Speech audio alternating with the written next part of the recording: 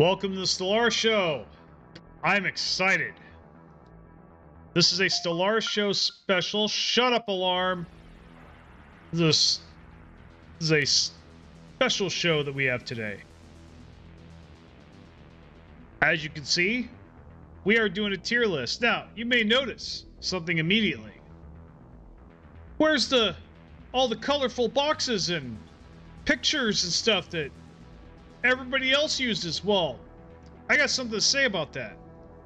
I refuse to be marketed and monetized for a sheet of paper with colored boxes on it.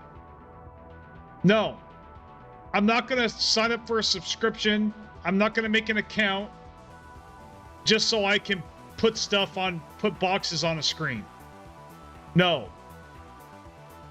I have had it with the over monetization of the internet. I swear to God.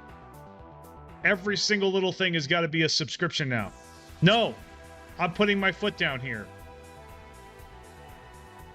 It is not worth it. So you know what? We're going to use Microsoft Word. There we go. We'll use Microsoft Word. Now, I guess you could say, well, you got to pay for Microsoft Word. Well, if you have a PC, most people have Microsoft Word on the PC. Not to mention, Microsoft Word provides a hell of a lot more value to me than some tier list website. I'll tell you that. Yeah, I'm a little irritated. Yeah. Little irritated. People can think that they can monetize a tier list. Are you kidding me? Really? I mean, yeah, it makes content, but so does my keyboard. But I'm not having to pay a monthly subscription for my keyboard. Like, come on. Let's get real here. What the hell? I gotta sign up and for a goddamn tier list. Really? No, I'm not gonna. So we'll just do Microsoft Word. Yeah, it's a little shabby, a little makeshift, but I got the little Stellaris screen on the side there, so I do have it on there now. And forgive me, it's gonna be hard to see, most likely, especially for you guys on mobile. You're looking at this from your cell phone. I understand if it's not the most ideal. I will do what I can, but no, I'm not doing all that. Also, it's a pain in the ass to have to set up all those pictures and everything. I don't have time, guys. This is just going to be off the cuff, very casual, very general, just, letting you guys know what's up. It's not official or pretty or anything, So when I talk about something and I give it a ranking, I will simply type it next to one of these big letters. Okay? So again, apologize if you can't read it. It is what it is. This is what I have to work with, because it's either this or do nothing. So, because I'm not signing. Oh my God, so ridiculous. Does this bother anybody else? Am I the only one who's bothered here by the fact that I've got to sign up to make a goddamn tier list? Something that you could do in Microsoft Paint? Does that bother anybody else? Yeah, let me know. Let me know in the comments. Am I overreacting here? I don't think I am. I think it's stupid as hell. I really do. Shit like that should just be free for everyone to use. Like ripping memes off the internet or something, or Google Images. Like, yeah, you shouldn't need a subscription or a sign up, even an account for something that simple. Yeah, what a hellscape, man.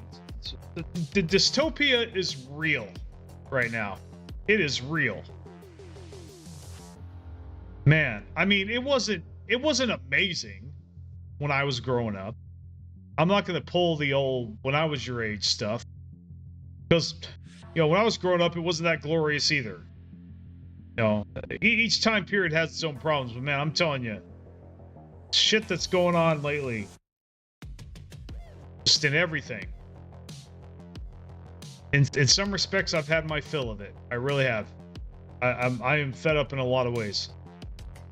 Not going to talk about it too much, but yeah, this is one of those times. This is one of those examples where I'm getting fed up. Need a goddamn subscription and sign up for a fucking tier list. Yeah, no, dude, I ain't down. I ain't down. Get your head on straight, please. Like the insanity. Like it's like, man, Phil Collins, The Land of Confusion, man. I tell you. Anybody heard that song? Playing in my head right now. I mean, damn. World we're living in today. So, anyway, let's move on though. This is Stellaris. So, we're going to start with Origins. My favorite. I have built a lot of builds based on Origins. I have a lot of my staple videos, are around certain Origins, very good ones, I might add. Some real bangers that I've produced in my time have been about, these Origins. So we're gonna get into them. Let's start right from the top. Now, I don't know if you can see it or if it'll highlight it. No, it won't. It's gonna stay that small. Okay. I don't know if there's a way I can magnify it in OBS. I have to. If you give me a second to kind of like maybe play with it or whatever. But it really doesn't seem like I can like zoom in or anything, because it would be nice if I could do that. I mean, I'm sure maybe there's probably a way. I just don't know. Okay, so there's this here. So let me see if I can order, transform. Is there zoom? I don't see zoom anywhere. Maybe edit, transform, position, size. Okay. I think if I do the size, it's just going to make the picture bigger. It's not going to zoom in. So we'll just try. Let's look again. But yeah, I mean, okay, I tried, guys, but we need to get on with the show. So, obviously, naturally, the first... Hold on. Let me make sure that this looks right on... Okay, on the screen. Okay, good. So, I don't really have any announcements. You know what? There's no need. This is a tier list. So, we're on our Origins, okay? So, first one is Prosperous unification. Everybody knows it.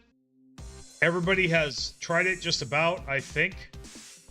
It is very, it is the quintessential vanilla default, I don't know what I'm doing, so I'll just pick this origin. Oh yeah, and I will roast all these origins even if I like them. How's that sound? Okay, so yeah, even if I don't know what I'm doing, I'll just pick this. This is that origin, right? I mean, there's really nothing on here that's negative. Like 4 pops on your homeworld, that's good. Generator districts, more agricultural districts. I'd rather have like minerals or industrial districts or something. That'd be cool. But problem with industrial districts is that does cost more minerals. So. But yeah, food, I think there's better things than food. But I mean, food's not bad, right? You get a little bit more food. Planetary modifiers. So let's look at Prosperous unification. What's that modifier? Okay, so more happiness, more amenities. I mean, standard stuff. Resources from jobs. That's pretty good. And it expires in 20 years. Okay, so your first 20 years, your starting planet is pretty strong. With this, just your starting planet, and 5% unity production, for 12 months. That's or upon research complete. Okay, that's pretty dope. So the thing is, even though this is the default, I don't know what I'm doing origin. I'm new to Stellaris origin. It's not that bad. It's really not. You really can't. I mean, it's really not terrible to pick this. Like, you're not making a huge mistake. In fact, there's some playthroughs where the other thing too is if you don't know what to pick, if there's nothing that fits the build that you're working with, just pick this. This usually works in most situations. This is a pretty like universal origin. That's also its strength, I think. So I'm actually going to give Prosperous Unification some praise here. It's actually not a bad. It's really not a bad origin. It's really not. And it unlocks a feature additional edicts, so you get. I think you get capacity subsidies better. So that's really cool. Yeah, all around, it's just obviously there are better origins. It's not that it sucks. It's just it's boring. One, it's boring, right? You know, a lot of these origins completely change your playstyle. And honestly, I think really what makes games the funnest and most addicting are the ones that have the most playstyles. Where they have the most playstyle potential. What I mean by that is, so World of Warcraft, for example. Say you don't like playing Warrior.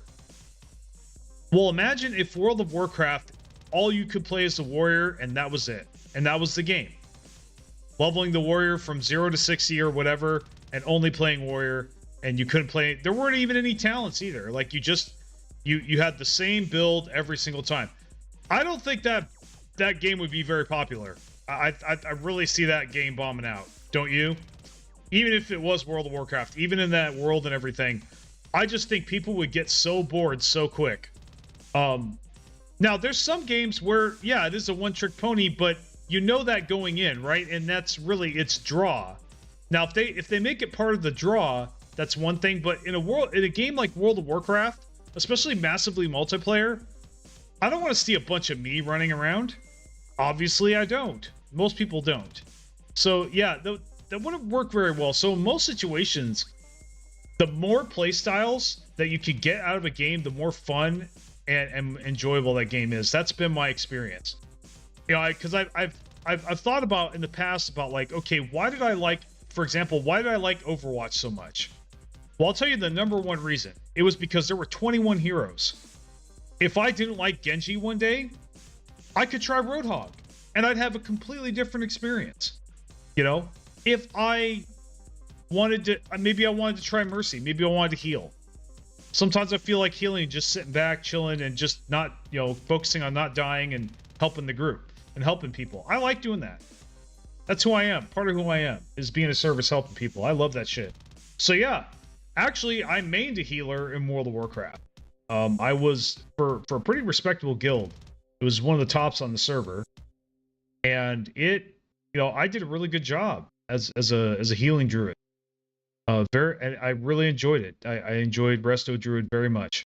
I did enjoy the other classes, but not as much as Resto Druid. I really, yeah. So, but sometimes I didn't want to play Resto Druid, right? As good as I was at it, as much as I enjoyed it, sometimes I was in the mood for Enhancement Shaman. I had an Enhancement Shaman, you know? So I would level up with that, and then when I was done with that, you know what? I want a different experience. So replayability, right? This kind of feeds into the replayability. It's much easier to replay a game and spend a lot of hours on a game when you have all kinds of different ways that you can do it. So that is why Prosperous Unification is boring, because, you know, there's nothing that doesn't really change your playstyle at all. Not really. There's nothing in it that, like, you know, makes you think or makes you change your strategy. It's basically your general, I'm learning to play Stellaris, run-of-the-mill origin. So with that, obviously, something like that cannot go higher than B. All right? So, however, I think it's powerful enough that it really kind of, at the very least, belongs in C, if not B. So it's either C or B. I don't think... So now you, now I put down N, but I think I am going to change it, because I think I'm just going to... Yeah, so we're going to have this as F with an asterisk. And let me tell you, so technically, usually people make this the F tier, right? And we're gonna do the same, but let me tell you why I originally had named it N, but changed my mind.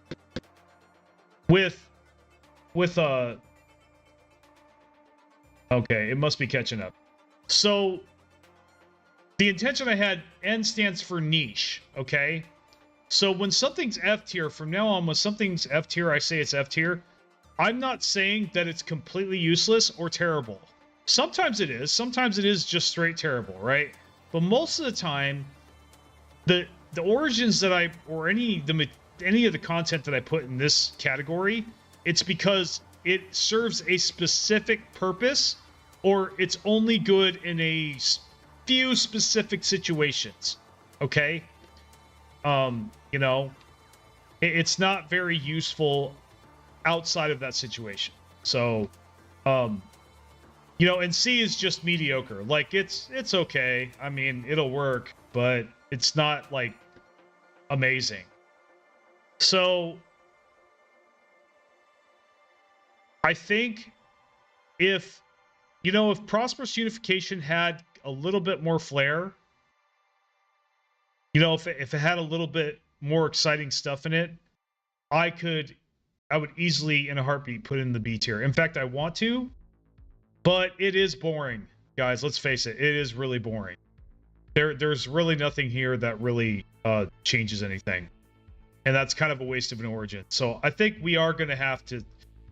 I hate to be cliche.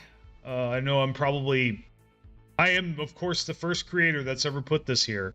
But, yeah, I was trying not to be, but, you know, it makes a lot of sense that this is a C tier origin. But the caveat here is that it's not C tier because it's bad, because the bonuses are bad. It's C tier because of how boring it is. Really, it's so generic. It is the generic origin. It really is. That's really its biggest weakness. Because on paper, otherwise, bonus-wise, it's amazing. Or it's good. It's good. You know, it'll work. It'll work, right? I actually would never knock anybody for taking this origin, especially if they like just didn't want to think about it. Like, you can't really go wrong picking this. I mean, unless you're simply just sacrificing possible playstyles and possibilities. But then again, maybe you just want something simple. So, Prosperous Unification, so I'll also give my recommendations on when to use the origin, like what I would use it for. If I was new, for one, you're new to Stellaris. Obvious example, right? When you should use this origin. If you don't know anything, yeah, take your time with the other origins. You know, really, get some experience with the game, and then maybe try, Mechanist or maybe Post-apocalyptic or Remnants, and then when you're comfortable with that and you've gotten some of the other origins down, then you go with the more complex game style or play style changing origins that can be tricky if you don't use them right. So we're gonna go ahead and go to our Word document here, and we'll type in so we're gonna go ahead and I'm actually gonna try to change the size here to like 16. We'll have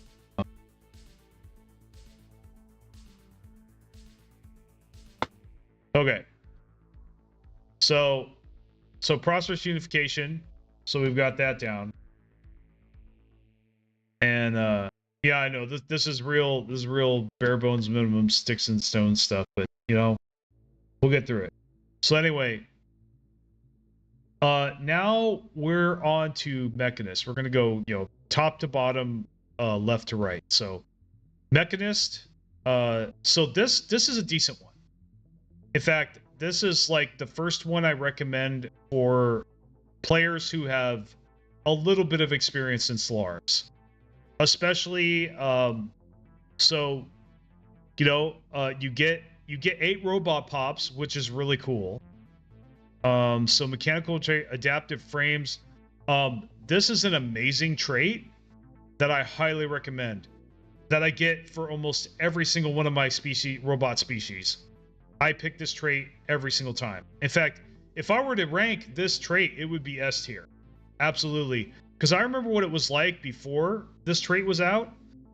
So in Stellaris before this, you basically had to specialize every species you came out with, or make a whole bunch of species because every single resource has their own specific trait to go with it. But this one, the reason this is S tier is because you only pick this trait and it automatically switches to one of those depending on what the job is doing. So you don't have to make all these different species. You don't have to do all this other crazy shit just to get those bonuses. You just put this in and you're good. It's, you know, it is, yeah, set it and forget it. It is borderline lazy, but you know what? That's the draw of it as well. That's why it's so cool, because I don't have to think about shit too much with this. I can just choose this and be good with it and focus on other things. So yeah, the adaptive frames, that's definitely an S tier, in my opinion, an S tier trait for robots. And I think there's also a version for biologicals as well. So look for that. But I highly recommend that trait. So that's really good. Homeworld robot assembly plant. So you start with a robot assembly plant, which makes one robot job, you know, which makes robot jobs, makes robot pops. So that's good. Now the downside is the robot assembly plant does cost alloys. So you will have less alloys than your average Empire at first. Okay. You also get a leg up in required tech, such as powered exoskeletons, which makes sense, and artificial workforce, which makes sense considering that you know, you need these in order to function with robots. So then research options, machine template system, and so this allows robo modding, you know, for you to change your species. So that's cool. Mechanic assembly speed, trait picks, modification points. So you get even more traits with your robots. It's really good. This overall is really good. My first instinct, and I'm probably going to go with it, is B tier for sure. This is at least a B tier origin. It is not the best by any means. There are way better. But especially, now here's the other thing. If you're playing vanilla, you don't have a lot of origins to choose from that don't require some kind of DLC. So if you're playing vanilla, sometimes this is A tier, especially depending on your playstyle and your build. If you're going robots, this is required, and you're doing vanilla. Like, you don't have synthetic dawn, you don't have machine age or any of that stuff. Yeah, this is your go-to. This is it. You know, you want to mess with robots, this is how you do it. I would pick this every time. I used to pick this every time for robots. Robots are really powerful. They do have a couple drawbacks here and there, but really they're not noticeable. And I've never really ran into them that much. You know, you've got special crisis and things, but see, you gotta understand, you new players, you're gonna get a crisis no matter what. So it really doesn't matter what crisis you get. I mean, I'm sure people would disagree with me, but really, at the end of the day, you know, they're all about equally strong in their own different ways. They've just got different strengths and weaknesses, some of them. So, but you know, you can't go. Basically, you will get a crisis at some point in the game. It's inevitable. So, any crisis that might be caused by, you know, going with robots, don't even worry about it. Just make the robots. Just use the robots. Now, obviously, if you do have some DLC, you won't be able to do this with Gestalt empires, such as machine empires and things. But if you've got Synthetic Dawn, there are better origins for that anyway. So, yeah, there are better origins for machines anyway than this, such as resource consolidation, which I'll get to later. But you know what? This is pretty much a solid B choice. And the only reason it's a B is because there are better origins out there, though it stays B because it is a staple of vanilla. It's one of the staples in my opinion. It's really good for a vanilla origin. You know, if you don't want DLC, if you don't get DLC, you don't do mods, then this is going to be one of the best ones that you can pick. So we're gonna put let's see. Hold on, let me down. You know, I'll put it down to 16. Okay, so Mechanist is B tier. Forgive me if you can't see it. Now, I want to know why the hell my screen is not changed. Why my screen on my... Because it's still saying it still has the letter N instead of F. So I don't know what's... You know, I'm gonna go ahead and reload. See if I can see if it updates. Give me a second here. Okay, all right, it updated. Good. All right. By the way, feel free to chat, leave comments, all you wish. This is a stream, so I welcome comments. I welcome chatting. You're not going to distract me. I want a discussion. I want to talk about this stuff with you guys. We'll be here as long as we need to. You know, guys, it's going to be at least an hour and a half. So, you know, grab a drink and snack, as they would say. So, syncretic evolution. Now, this is a matter of opinion, right? This is subjective. If you don't like slaves, then this origin is useless to you. Basically, this is an F tier. If you don't like slaves, this is F tier. If you do mess with slaves quite a bit, or have a lot of builds around slaves, this could easily be B tier. You know, it starts you off with serviles, 12 population. That's pretty significant. So you can't do it with Genesis guides, which is an L, but I could see how that would be extremely overpowered and exploitative to be able to do it with that civic. Basically, if you don't know what Genesis guides is, it's basically the uplift civic that allows you to uplift a lot of empire or a lot of species. So this would work really well with that if you were able to do it. And then Gestalt consciousness, obviously, you're going to find... And this is kind of one of the weaknesses of Gestalt consciousness.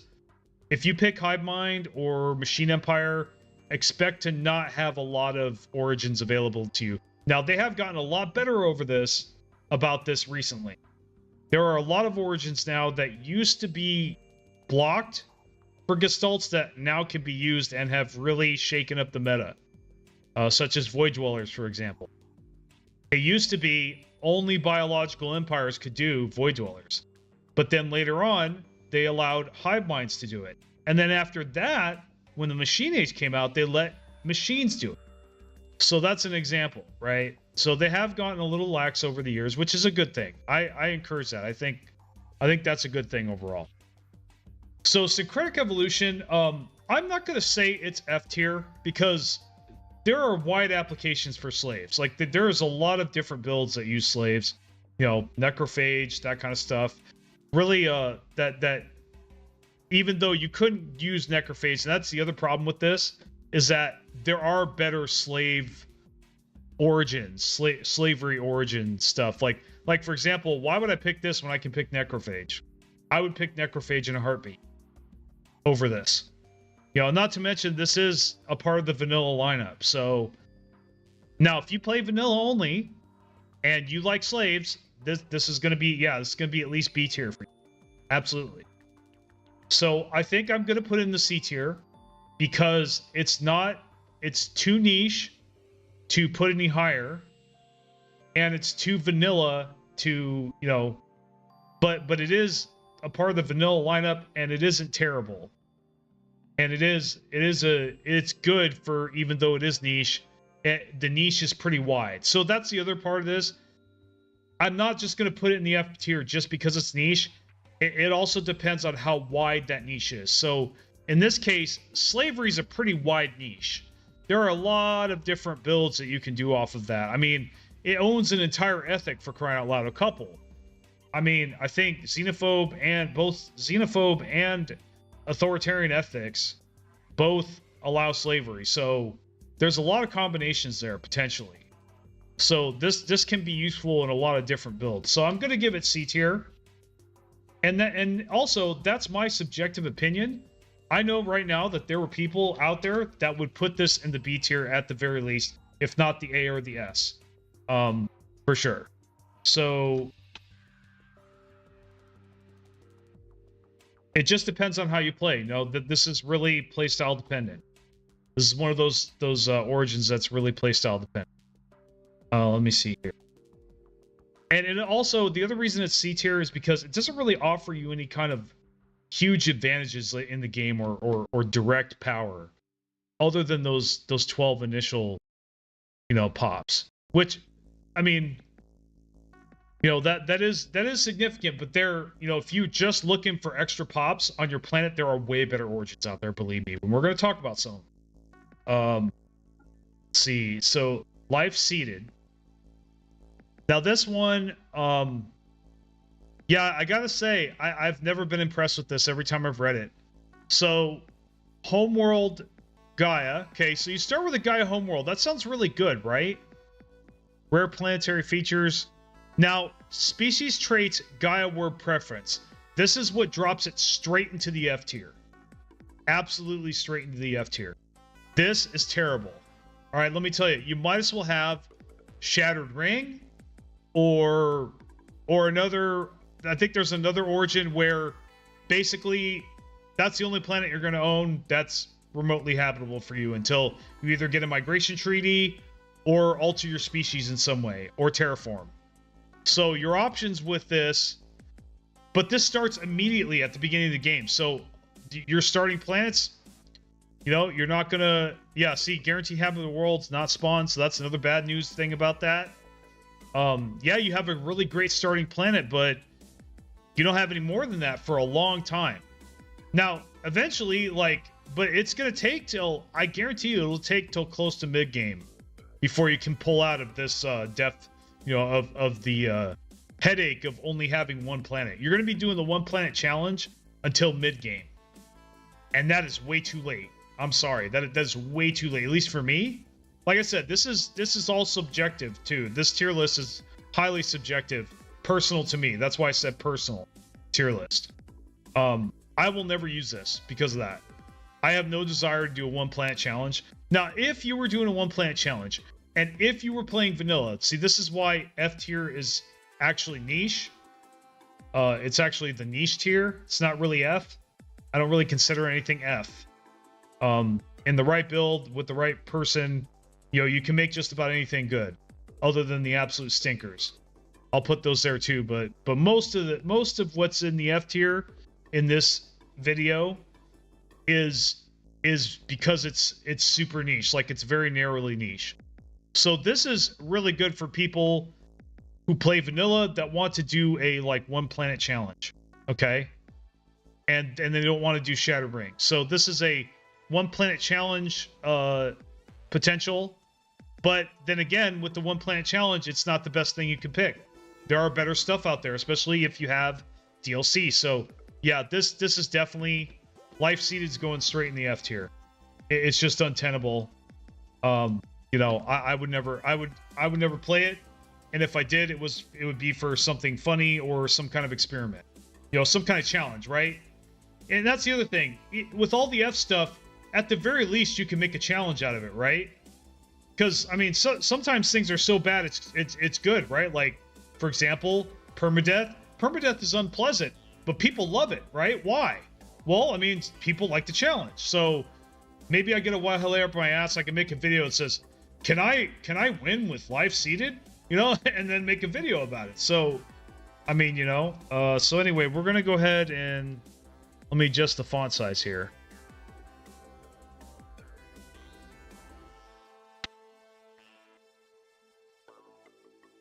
Come on, respond to my commands, please. Really hate it when my you son of I adjusted. You wouldn't believe the issues I have with my computer. Like I will tell it to do something, and it will pretend I didn't. Don't even know. Okay. All right, back to the screen. Okay, so post-apocalyptic. Now, I like this one. This is one of the ones I like. I didn't like it at first. It took a few years for me to really like this. But once I started playing, once I picked it with Determined Exterminator, my opinion about this greatly changed. So I'm telling you right now, guys, this is at least B tier material. It actually could be borderline A. I think for me, it's A. I might actually put it in A. This might be the first one. Now, this sounds really strange, right? Why would I put something like this in a in A tier? Well, the first thing is it turns your home world into a tomb world, but it doesn't change your preference to tomb world.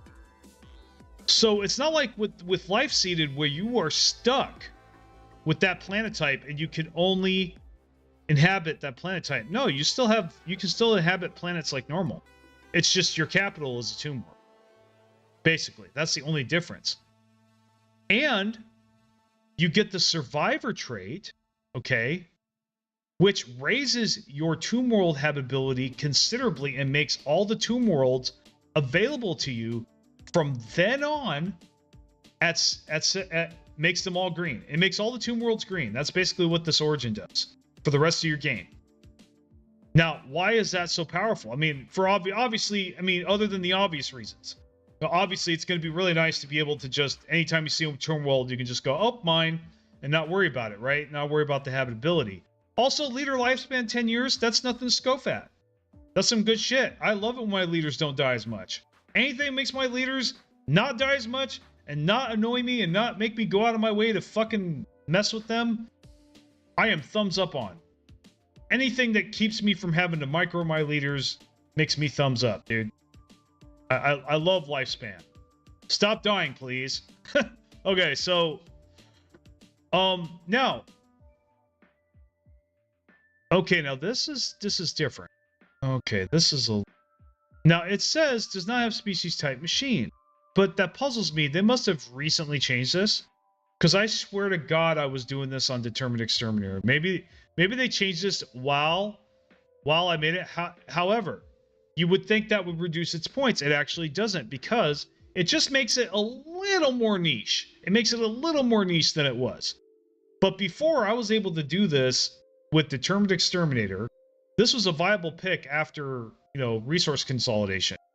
If you were tired of resource consolidation, this was a very valid pick, because basically any empire, I guess other than Machine now, but before, any empire with the Armageddon bombardment stance, there was a good chance when you were bombarding planets and you did that a lot, that it would turn it into a tomb world and kill everybody on it. It often did that. Not always, but often. And so I would get a lot of tomb worlds as I was conquering. And this origin is perfect for that. You get so, like, you don't ruin your planets. Your planets aren't ruined. You can totally use them just fine. So that's why I really like this origin, because when I'm playing, Total War Empires, with the Armageddon bombardment stance.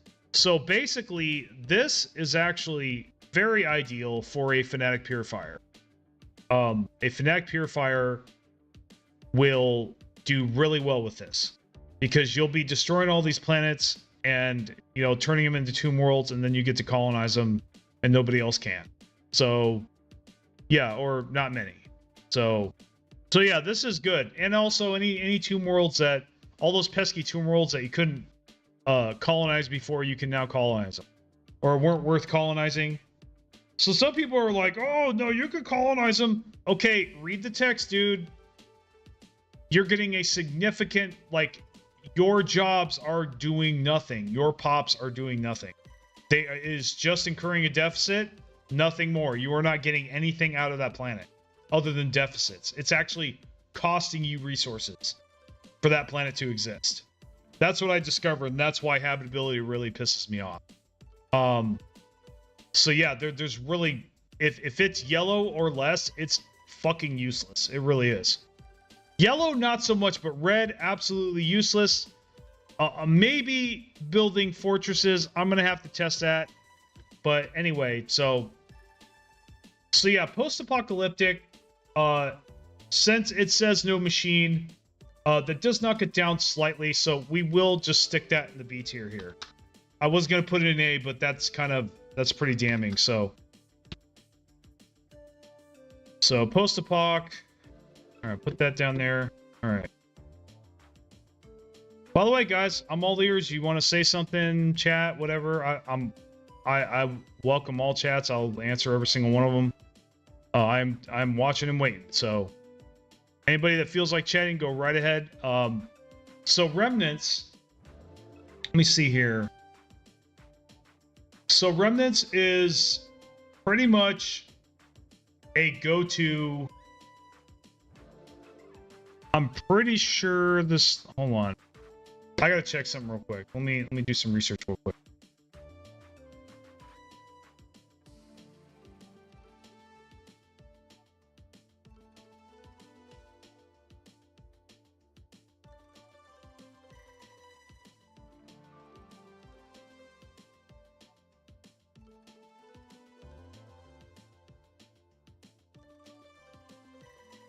I bet.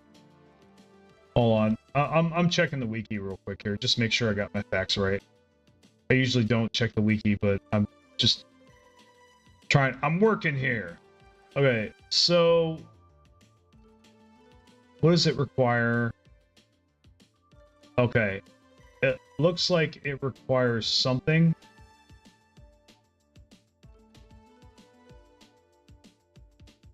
It's looking like it requires either federations or ancient relics. So I can't say it's one of the vanilla staples. It doesn't look like it is. So for right now, I will say that it's not. Let's say that it's not. It not being it, it still doesn't make it less valuable. If you don't own a lot of DLC, but you own federations, for example, but really nothing else. Like you don't own all the big names. You just own that or whatever, but you have this origin, right? And you don't have really anything else. It's pretty darn good. Basically, it allows you to. You get basically as long as you pay for the tile blockers, it's a way better planet than you could possibly get with the other good planet origins like Prosperous, Unification. It's still better than things like that. So, I mean, you know what? Not gonna spend too much time with it. It's a decent one. It's one I've used many times, but I don't use it anymore because there's usually better, more interesting things for me to use. So I'll put it in the B tier. It's not bad. It's definitely useful. And definitely is really good for people that don't really have a lot of other options. All right, Shattered Ring. So, this is highly subjective, guys. Now, I don't use Shattered Ring that much. Not really. But that's not because it's bad. This has a lot of exploits and gimmicks and many other things attached to it. Playstyles that you can do that are really powerful. One of the things that actually really changed my opinion on this is the fact that machines can now do Shattered Ring as well. They used to not be able to. And that is a game changer because machines, even though it's still pretty bad, they can at least inhabit most planets at 50%, at least. So even though they have the Shattered Ring preference, the ring world preference, they should be able to populate those other worlds at least 50%. You can always, adjust things later and give them traits and stuff to adapt better to those planets. So, yeah. So just for its broken potential, its potential brokenness, and also if you're doing the one system challenge, maybe not one planet because it's not a planet. But if you're doing the one system challenge, which is a slight variant, I guess, it's pretty much the same thing. This is definitely something you want to do. If you don't pick this, you definitely have to, maybe picking this in Virtual Ascension. Maybe. Or maybe you do need to pick just a planet for that. I don't have a lot of experience with Virtual Ascension. Just a lot of it is secondhand knowledge. But let's see here. So yeah, Shattered Ring, one system challenge or your machine. It is pretty niche, but in a good way. And having a ring world immediately definitely has its upsides. it's definitely powerful, at least at first. It's just later in the game, like you're gonna have to do something quickly, like either get into a migration treaty or something else to get some more planets and some more real estate, or you're really gonna suffer in mid to end game. Unless you are even if you are min-maxing like a motherfucker.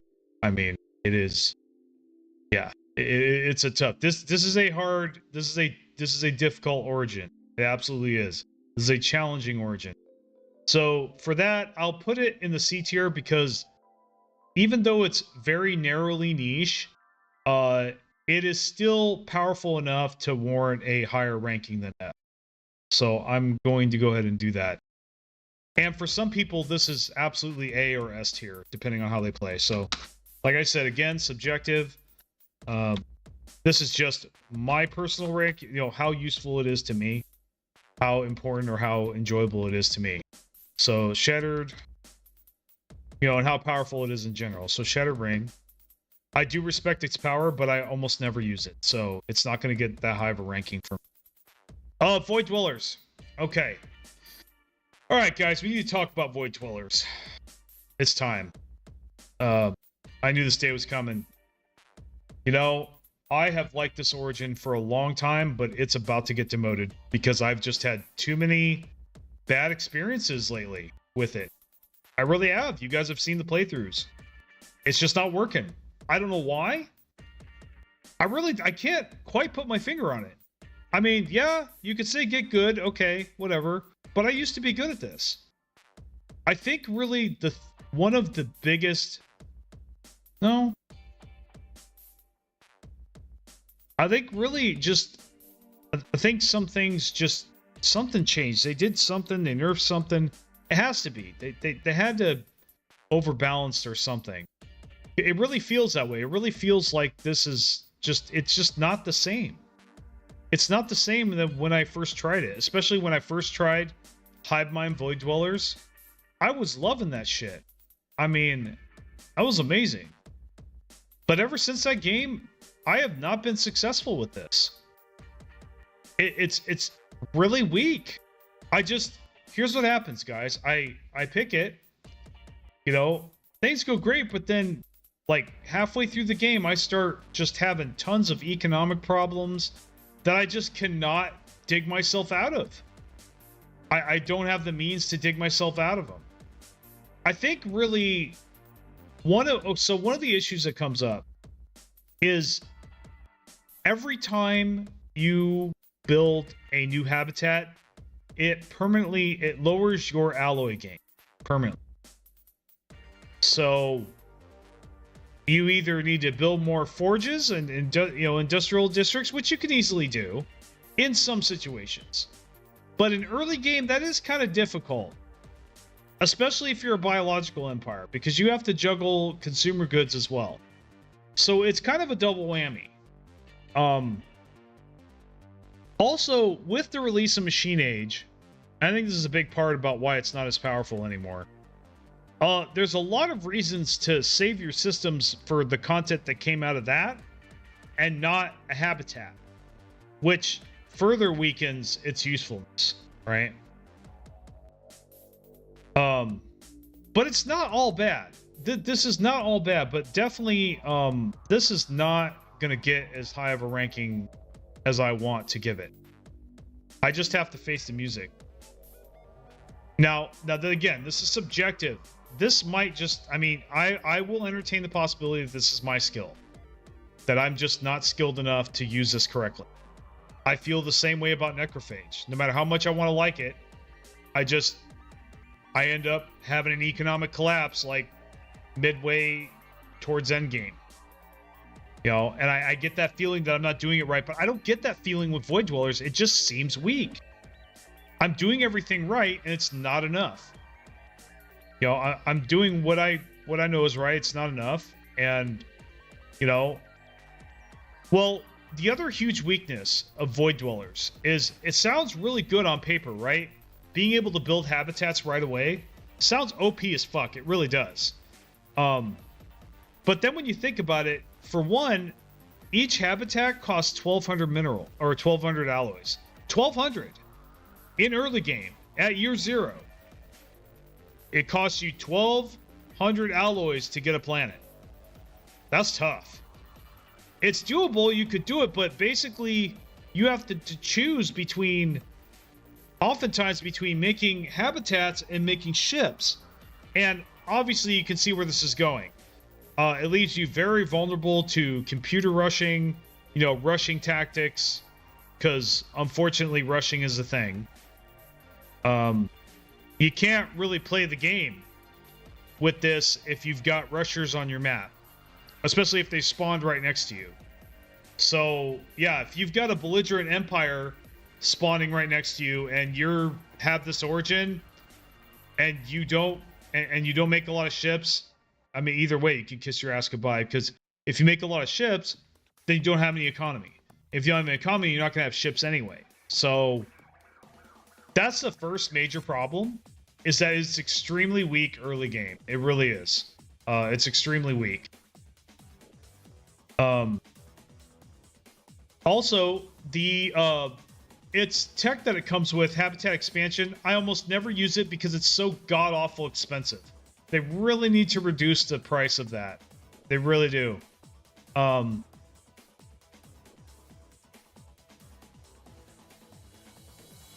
So instead of colonizable planets, for your starting planets, it gives you rich resources instead. Can construct advanced housing buildings on habitats. I really could give a shit less about that. So habitat cost minus 25%. Now that's a really good strength. Building slots from non-urban districts, that's good. Max districts is also good, or habitat max districts. Jobs for habitat districts, I guess that's good. Not really, doesn't really matter that much. If anything, it is actually kind of annoying. So now colony development speed is plus 200%, so that's actually pretty good. So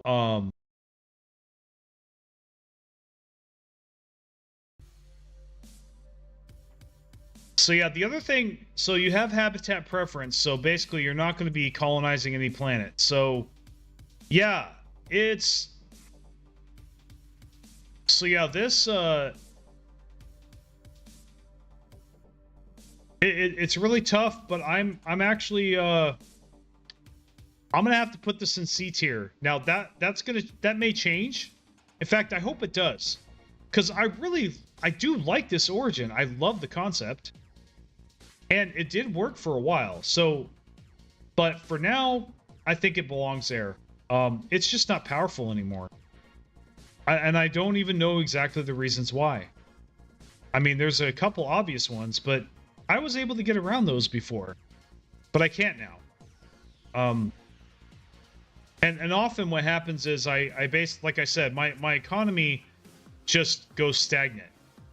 I can't build an economy fast enough to compensate for the economy I'm spending on the habitats and the orbitals. I think really, honestly, it does have a lot to do with the fact that every habitat you build, you basically have to spend another 1,200 alloys on the system to get every orbital on there. And the other thing too is that Void Dwellers definitely locks you out of a lot of really good playstyles. One of them being, I heard Nanites was really good. Now, I've never made Nanites work personally, but I know a lot of people that have made it work very good. And not being able to do that, you know, could be a massive L, especially if you're doing Void Forged, which is the machine intelligence version, the Machine Empire version. Okay, so we're gonna go ahead and put that in Seek here. Let's see.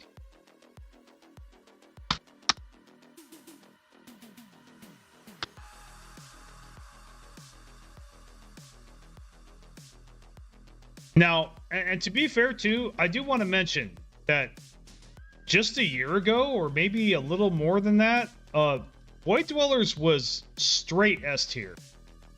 So it is fallen. I mean, and like I said, this is subjective. This is personal. Somebody else might be having a grand old time with this right now. They might have figured it out, despite any changes that were made to it, and have gotten around them somehow. And I have faith that someday I will get better, either get better at this, or they will change, rebalance it in a way that makes it more enjoyable. But for right now, I don't think I'll be playing with it anymore, because it's just, yeah, it's I don't know, it's not working. Anyway, so Scion, I'll be upfront.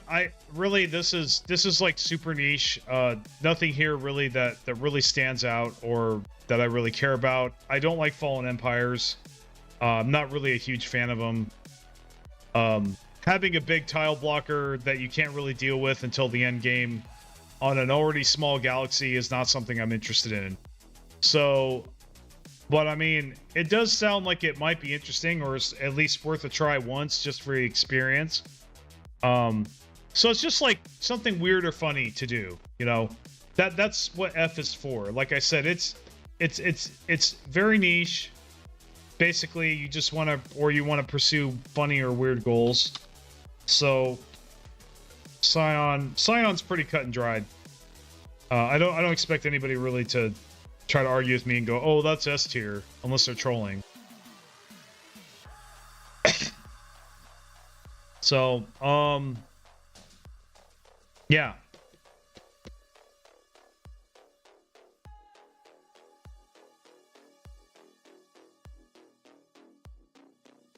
Now there's a Galactic doorstep. That's automatically going in F. In fact, if I had to pick a tier below that, I would put it on there.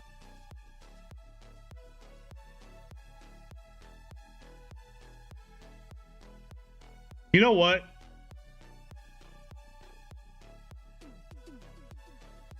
We don't have a D tier. I think, I'm actually gonna, it's not gonna be the D tier per se. I'll show you what it's gonna be. I know, I'm being provocative on this stream, aren't I? This is the derp tier, okay? Derp is for things that actually they are terrible and they make no sense. And I have no idea why Stellaris has it in there. So, why do I say that about Galactic doorstep? For those of you that are new. What are you going to do with that gateway? Tell me. I want to know. Somebody tell me. What overpowered thing can I do with that gateway? Nothing. Nothing. This is a waste of an origin. The other thing is, too, there's no way that they're ever going to come up with a way to make it work. Because here's the other thing. You need 2 gateways for it to even work. Where's the other gateway? So, regardless, I cannot use this right away. So it is useless to me from the get-go. A good origin is useful from the beginning. Or it is so useful later on that it practically wins you the game, right? That's a good origin. That's an S tier origin. This does nothing. I don't even get gateways most of my games. I don't even get that far. I either conquer the entire map or I quit. I mean, because of, stuff that you guys have seen on my channel. Issues that I've already addressed about Stellaris, so I'm not going to talk about for the 20th time. And it's no secret. Endgame is extremely boring for a lot of people, myself included. It is slow. It is so slow. Like, unless you're a planet cracker, which I never have been, and even then, like, it's just, even if you have a good computer, I had a good computer at one time. I had the best, and it was still slow. It's just not a lot going on. When you have control of the galaxy, or you're in a very comfortable position, there's not a lot going on. So, like, yeah, I mean, the only way to make this origin relevant is if you wait till endgame, And you have to get the technology anyway to make another one. So it's really a waste of an origin. It's an absolute waste. They need to put something else in this slot instead. That's what I recommend. They recommend they just completely shit can this and put something else in it. And now, if the megastructure build speed was faster, then that might be a cause to take it. But it's only 5%. I'm not even going to notice that.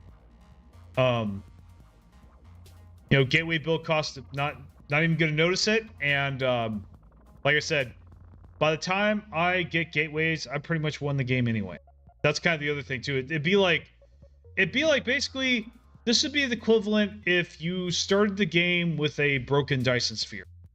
But it's actually worse than that, because a Dyson sphere, if you could somehow get it running, is actually pretty OP, right? This ain't even that OP. It doesn't even work. Even if you built it in the beginning of the game, you need another gateway to get anything out of it. And really, the only way to get anything out of gateways, period, is to build a whole bunch of them. So no, this is so bad on so many levels. I'm not even gonna get, you know. So yeah, it's so bad we actually had to make a new tier for it. We could say D for Derp or D for Darwin, right? The Darwin Award, that kind of thing. All right, I'm done trashing Galactic doorstep. Okay, so Tree of Life. All right, let's take a look at this. This looks like probably another stinker, but we'll see. It's not stinker, it's more niche. I'm thinking C tier, most likely. Tree of Life sapling. Colonies without, okay. So, Homeworld, Tree of Life, Pop Growth Speed, Society Research, though that's the weakest one. Actually, I don't know if it's the weakest one. I almost want to say Physics is the weakest one, but it just depends on what your weapons are, what weapons you like. Agriculture districts, no thing. Upkeep for food, not very good. I don't like food upkeep. Let's see. Housing doesn't matter. I never notice housing. Colonized planets, tree life sapling. Okay. For colonized planets. Okay.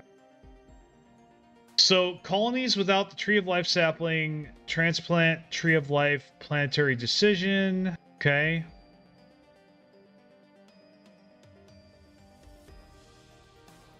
Tree of Life sprout. Okay, monthly loyalty change.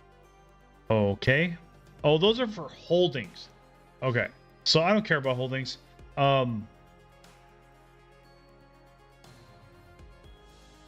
So penalties for no Tree of Life. Very bad penalties for no Tree of Life. So basically, you are not going to want a planet from then on without a Tree of Life. Okay?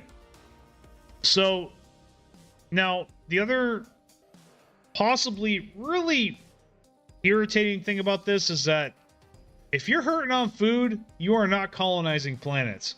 Because plus 500 food... Now, minus 50% alloys is good, but man, 500 food. You gotta be kidding me. For every colony? I don't know, I could see that going really bad. And it's not always gonna go bad. I don't think it'll always go bad. If you've got good food gain for whatever reason, you got a good food setup, I guess that'll work, but like, that just seems like a huge liability. So, I think really, this origin... And it doesn't really seem to change your playstyle enough in a positive way to really, like, warrant picking it over other things. So for me, and I probably won't ever use it unless I want to just try it once. So, honestly, we'll put it in F tier. I mean, it's just not, it's not impactful enough. That's really its biggest fault. It doesn't really make a difference. It's almost, yeah, like, there might be a couple builds out there that really use this effectively, but I just can't, I have no idea what they are. So on the Shoulders of Giants, it's kind of like Scion, where it's just like one of those neat things that you can try. Funny or weird goals. Ex gravitas, so archaeology, and you know how I feel about archaeology, so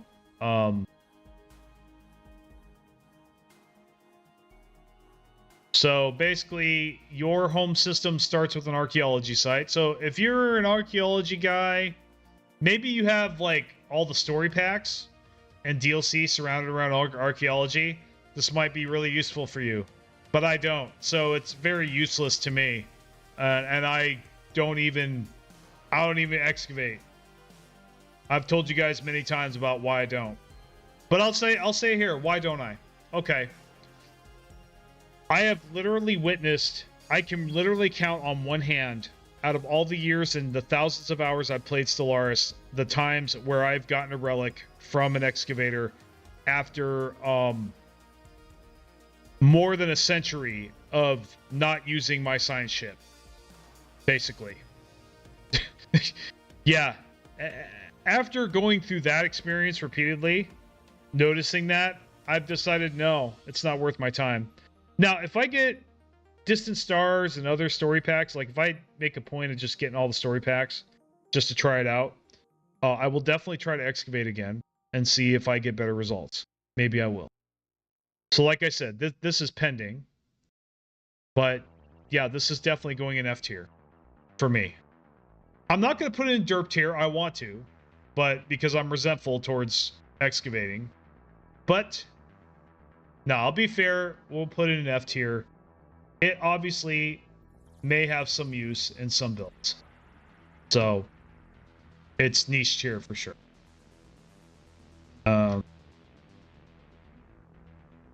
Shoulders of giants. Let's see. That. Okay, so resource consolidation. By the way, if there's anything wrong with my sound or my mic or whatever, please let me know. But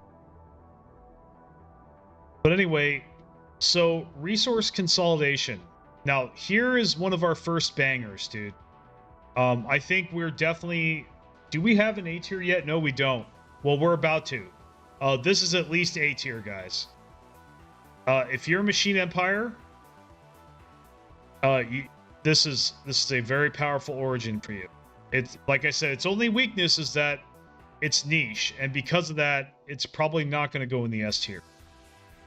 It's, you know, but even though it's not good under all conditions, it is so good used correctly that it's just, yeah, it's a powerhouse.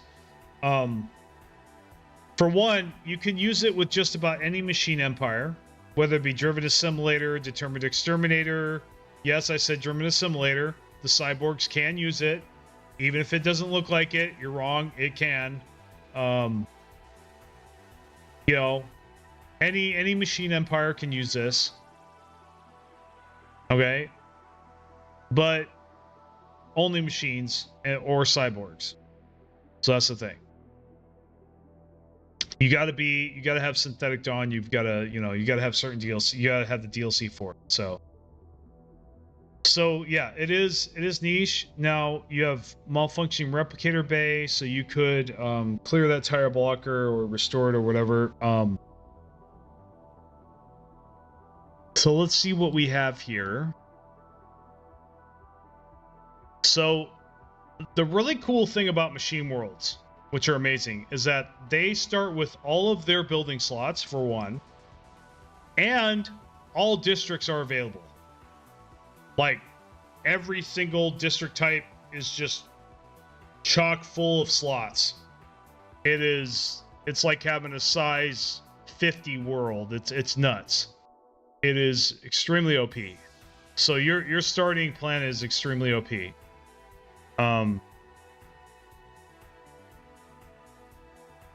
And consolidated resources produces 25 minerals. I mean, you get huge advantages with this. Now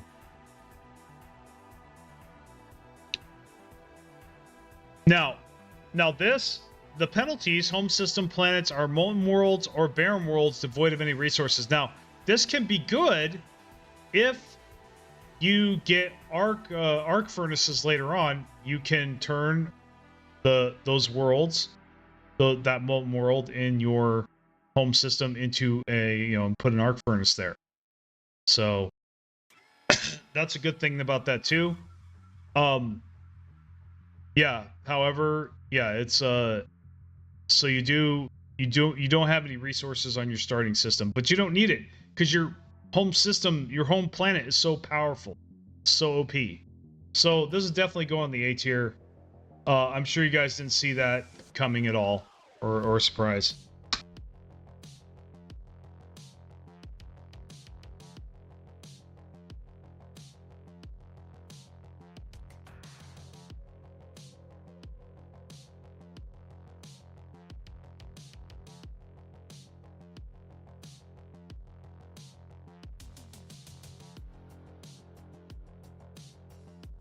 Okay, so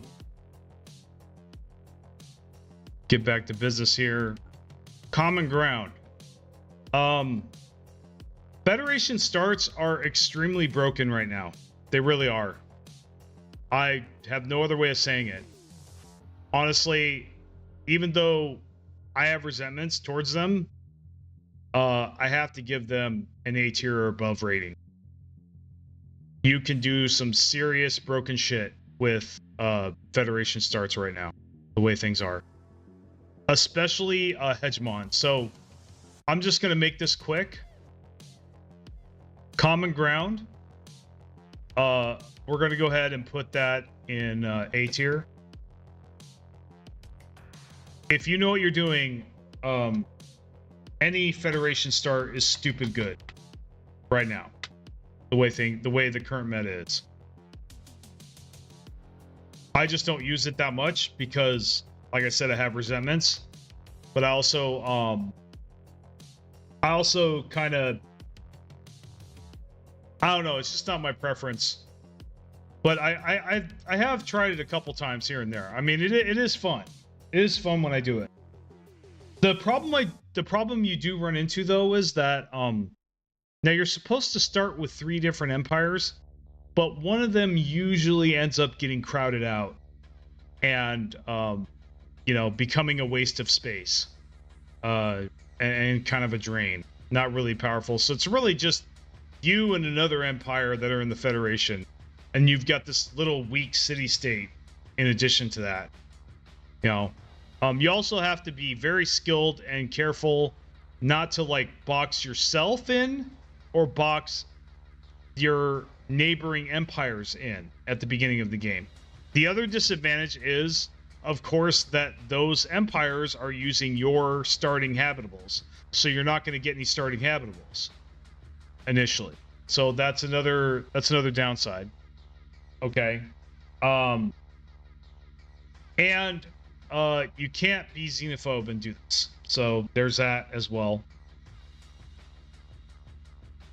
So you also get the Federation tradition immediately, so that could give you a leg up on some things. Now, Hegemon is going to be S tier simply because of its broken power. I don't say this very often, but I hope they nerf Hegemon. Well, it's not so much I want them to nerf Hegemon.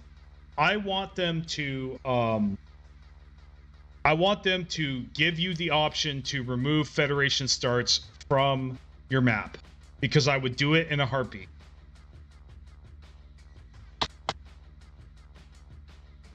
Now, so the reason Hegemon is so stupid, broken, and exploited right now is because you can start building a Federation fleet from the beginning, and I've said this in my What's Wrong with Stellaris video, or How to Save Stellaris video. You can build a Federation fleet from day one with all of your computer alloys and yourself and get a big fuck off fleet that nobody can manage. Nobody in the galaxy can manage other than another Federation. I think at the very least, they need to make the Federation fleet scale with the amount of potential fleet command limit that other empires have. So, you know, yeah, until I stop getting games where I'm running into a fleet 5 or 6 times my size before I'm strong enough to even get battleships, I think that's a problem. So, yeah, I have a real issue with the Hegemon origin right now, but I cannot dispute its power and its brokenness, so I am going to put it in S tier, but only begrudgingly. Because like I said, I got resentments about it. I'm salty. I don't like how powerful it is. I think it's unbalanced. Like I said, I don't think it itself is unbalanced. I do. I think really, I think it's not unbalanced if you consent to it, but you need the option there to not have it. Now, there could be some enjoyable games where everybody picks a Hegemon and then we just have a fucking Federation orgy. That'd be fun. I'll admit that sounds like fun. It does. But unless it's something like that, like, it's really not fair when one of those spawns in and to everybody else on the map. It's not really fair to everyone else. Because they just bully the shit out of everyone. I've seen it every single game. They bully the crap out of everyone. They're worse than a determined exterminator. Like, that's the other part too about federations that I really don't like. Is that they're extremely difficult to get ahead of. They're extremely difficult to fight and get ahead of if you are a hostile empire like a determined exterminator or a fanatic purifier, and you spawn with a Hegemon on your map, you might as well quit. Unless you can avoid them until endgame. Even then, you might as well quit because they will have a fleet way bigger than yours. It's happened to me. Believe me, guys. And yes, I'm salty about that. Because that was a good game. That was a perfectly good game. I would have had an enjoyable win there if it weren't for that. So, really dumb. Yeah, and I will trash talk it. It's stupid. Like I said, they need to change this origin around. I think at the very least, there needs to be a ton of balance changes regarding Federation fleets. I think they are way too powerful. They are way too broken. They really just they ruin the game. When something's so broken that it ruins the game, like it's a game killer, or it makes the game unplayable, borderline, and it has threatened to do that at times. That's when it needs to go. That's the only time I think it's okay to slightly nerf something. Anyway, I've said my piece about it. So Doomsday, this is a meme challenge origin. Basically this is basically purely challenge. So for that reason, I'm not going to put it on F tier because it does have its place in popularity, and I do respect its potential for fun potential. But basically, it is one of those origins where you are just doing it for self-punishment. You're not doing it, you're doing it to challenge yourself. You're not doing it because it's good. So, yeah, I mean, now there might be some exploits with it and gimmicks, sure, but I'm not really aware of any at the moment. I think I might have seen some videos here and there where somebody used it pretty effectively. So that's why I'm putting it on C tier, not F, because it is respected. But I never use it, and unless I want a much more challenging game, I'm not really interested in playing it. So, Lost Colony. This is another. Let's see, Colonial Spirit. Okay, resource bonus is pretty good. Habitability is okay, I guess. So. It's an F tier for me because I think there's much better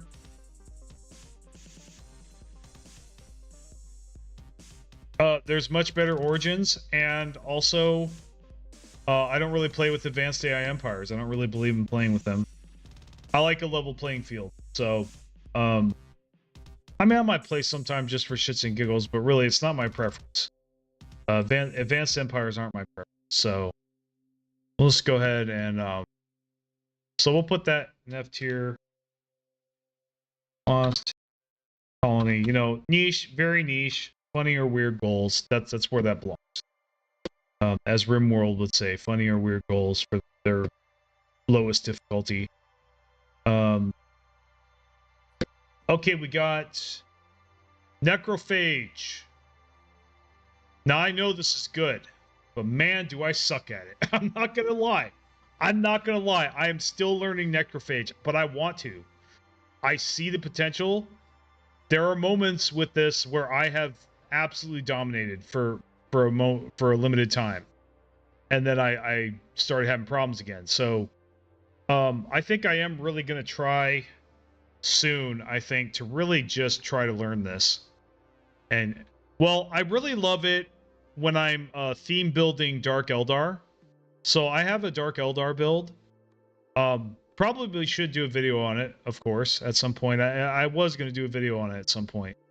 But I'm not good at necrophage yet. So I'm trying to get good at necrophage. Give me some encouragement, guys. But it is powerful. I know it's powerful. I've seen it. It has a lot of potential. I don't think it's bad. But I haven't mastered it. So for me, until I do, it's going to have to be B. And that's not doing it justice.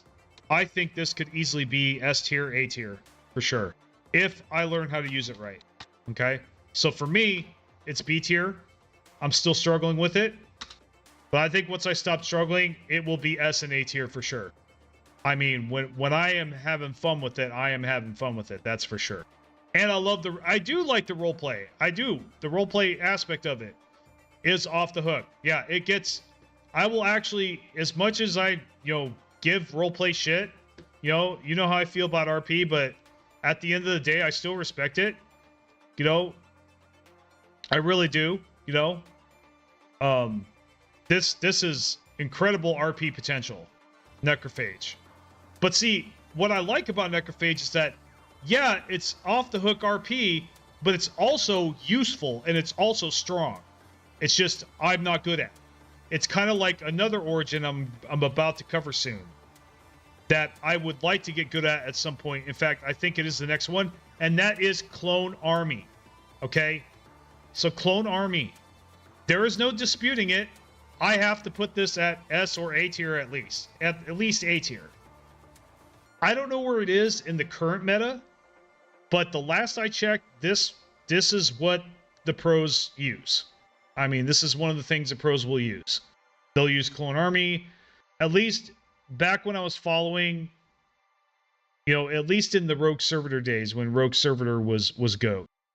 A lot of people were using Clone Army right alongside it. And I think some of them were using Necrophage as well. So, and some of them were doing Criminal Syndicate. Every once in a while, somebody would off-pick and do that. But no, Clone Army is undisputably powerful. It is. It is definitely the quintessential rushing origin. Now, I told you guys how I feel about rushing, the concept of rushing. I'm not a fan of it. But regardless of whether you're going to rush or not, you don't have to rush, but you get a huge head start. Like, I'm in power. You get power front loaded to you with this. And if you choose correctly, which is what I'm still working on, ironing out what exactly to choose and how exactly to go about it. If you choose correctly, you will be able to, you'll have a substantial amount of pops before anybody else. It's pretty powerful. It really is. Now, the other downside to this is that you can't do it in a Gestalt Empire. So you have to pick a normal Empire. That's kind of a ding for me. Because I love my Gestalt, right? It's... And then no natural designs. Natural designs actually pretty good Civic. But we are running out of time, so I think this will just be an Origin tier list. I'm going to change the title to say Origin tier list. Can't be a machine, can't be Hive. So that is a ding. Homeworld, cloning vats, but yeah, Clone Army is undisputably good. It definitely at least has its place as a top tier origin. I've seen what people have done with it. I've used it myself and have seen the potential there, though I'm not as good at it. Okay, I'm still kind of I'm still bad at clone army. I wouldn't say bad, but I'm not the greatest, right? I haven't mastered it. So it's there with necrophage. It's similar to necrophage where I'm still trying to get good at it.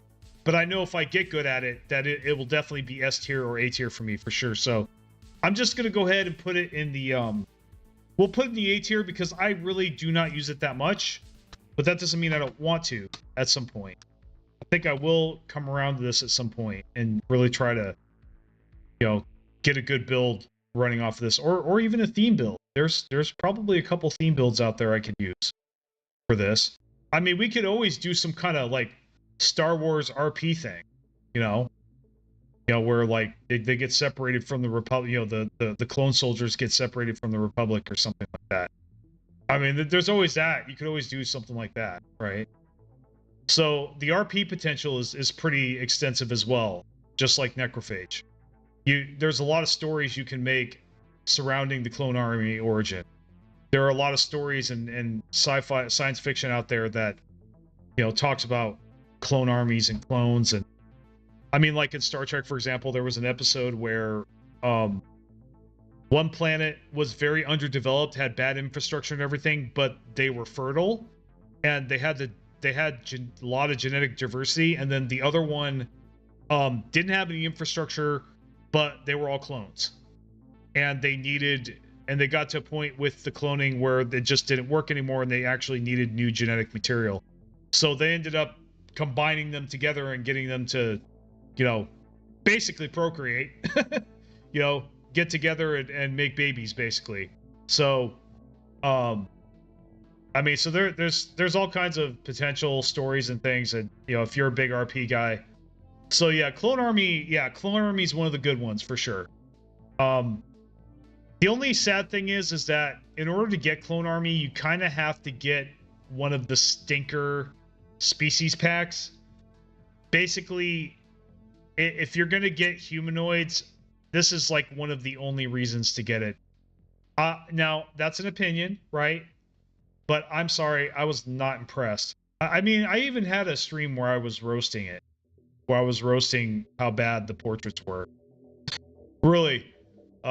Yeah, we definitely need to do a stream about that sometime. Just me roasting Stellaris portraits. Yeah, because there's some pretty damn ugly ones there, for sure. Yeah, I mean, I overall have not really been impressed with the portrait work over the years for Stellaris. I think it could be a lot better. It's not absolutely terrible or unplayable, but it's not my first choice at the very least. It's not what I think of, you know. I mean, there's a couple that they did that were pretty good. I think they did a pretty good job with the Cleons, the Cleon portrait. That one was pretty good, and the humans were okay, but even the humans, they did not really what I wanted to see. I mean, like I said, this is all subjective, especially when it comes to beauty standards and fashion and image, you know, and artwork. It really just depends on the person. But I think really there's some universal truths with these portraits that I think everyone can agree on. I don't know. Do you think the portraits in Stellaris are ugly? Leave a comment. I kind of think they are, to be honest. I think they could have been done better, especially the humanoids pack. I mean, there were a couple good ones, but the rest I think were stinkers. Anyway, so Clone Army is Clone Army. Enough said. Don't even need to talk it up anymore. Progenitor Hive. This is B tier, no question. This is B tier, no question. The reason it's B tier and not lower is because for a long time, and it still is, one of the only origins you can get for Hive that makes it any better and makes sense. So because of that, it's a staple. So B tier is basically the staple tier that, or it's just niche enough, or I don't use it enough, or I'm not good on it enough for it to be not be A or S. So yeah, it's a staple. So we'll go ahead and do what is it? God damn it.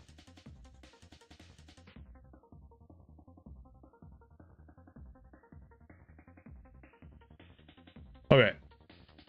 Yeah, Progenitor Hive is really good. It's kind of like I think say like maybe the Fornax, or where if you take down the Hive ship, the entire fleet gets destroyed. It's kind of like that principle. So your fleets and your planets are extremely weak if they don't have a an offspring like unit, either a building, offspring nest, or an offspring drone, or whatever, offspring ship. They get extremely weak. So but they have powerful bonuses otherwise. So while you do have a weakness, it's pretty difficult for the computer to randomly kill one of your offspring ships. However, you can take a big L potentially if they do manage to kill one of your offspring ships. So it's kind of high risk, high reward a little bit, but overall it's good. I haven't really been burned by it. I've played it a lot, never really been burned by it. So it gets my B stamp of approval for sure. And that's only because I don't use it that much anymore. It's a good origin. Let's see. Subterranean, yeah, that's... Now, I mean, really, this is another funny or weird goals. It's just, this is the niche, so... F, but F for niche, not F for bad. It's not bad, it's just niche. I have heard of a lot of combinations that you can do with it to make it enjoyable. But in general, there are better origins available for me to use. Yeah, it's basically funny or weird goals origin. So, but as far as funny or weird goals go, it's actually pretty interesting. I do think I need to try it at least once. So we'll just go ahead and put that there. Okay, let's see. Subterranean.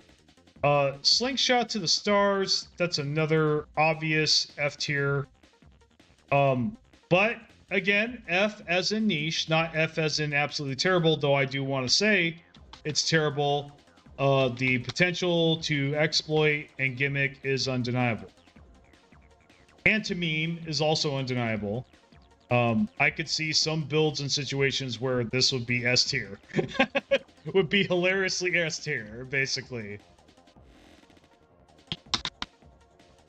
Yeah, I mean, it's kind of one of those, like I said, super niche, but in the right hands, very fun, I would think, if you do it correctly. So it's definitely not for the unskilled, that's for sure. Yeah, I'm not even going to go into it. Like, basically, quantum catapults, I will give my opinion about quantum catapults. They're not very good overall.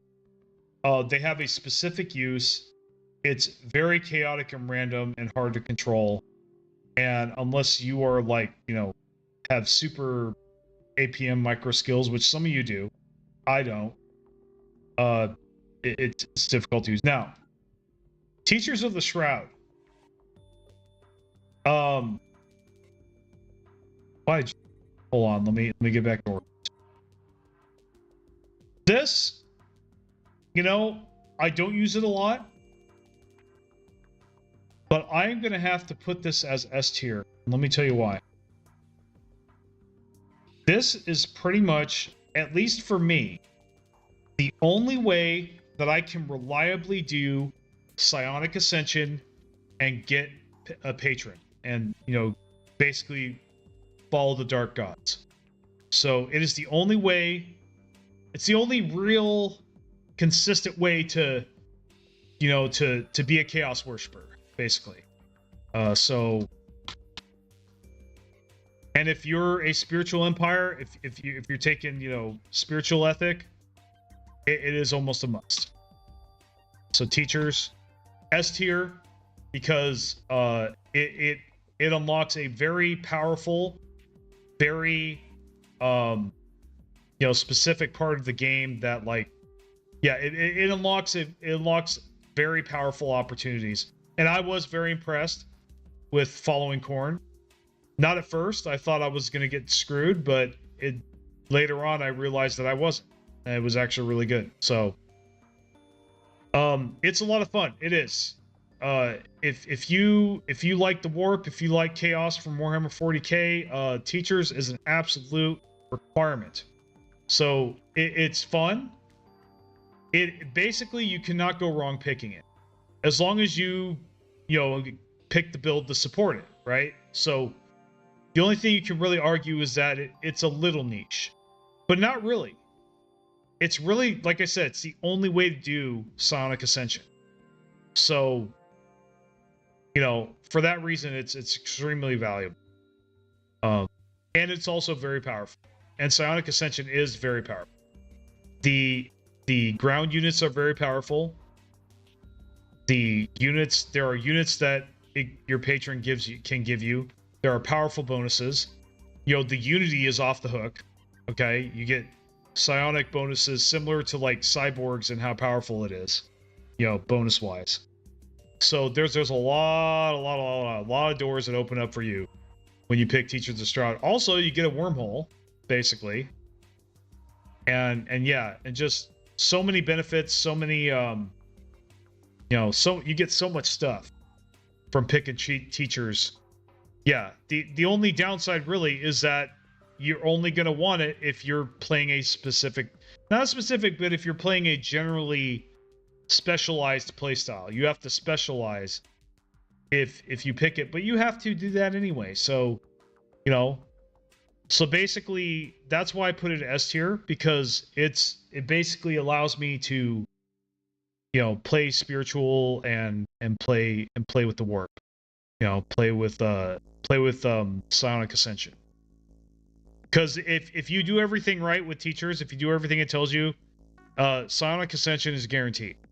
If you don't pick Teachers, Psionic Ascension is so goddamn rare and so difficult to pull off that you'll be very lucky if you get a patron by, you know, endgame.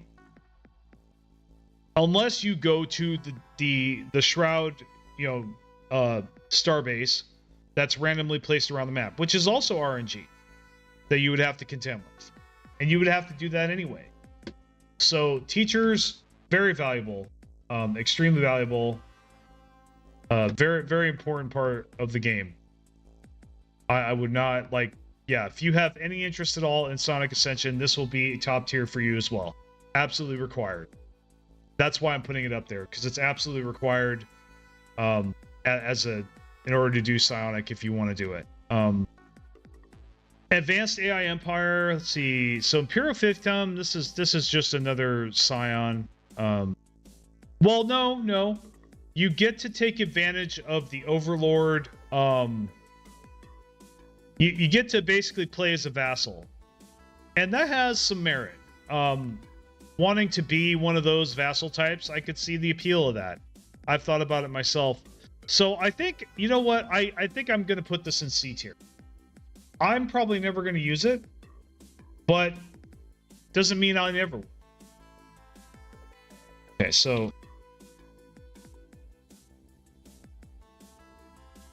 And there are possibly a lot of good uses for it. And I could see it potentially being very broken in the right hands. Under one rule, dude, you know where I'm putting this, man. Straight fucking S tier, man. I mean, it got me 3,000 views. Why the hell wouldn't I, right? I will definitely inject my bias into that, dude. I had no shame with the bias. Under one rule has converted me, man. That video converted the hell out of me. Yeah, no, dude. If you're a Warhammer 40k fan, you've got to do the Emperor. You've got to play the Emperor, right? At some point. You've got to do under one rule. So an RP, it's an RP paradise for one.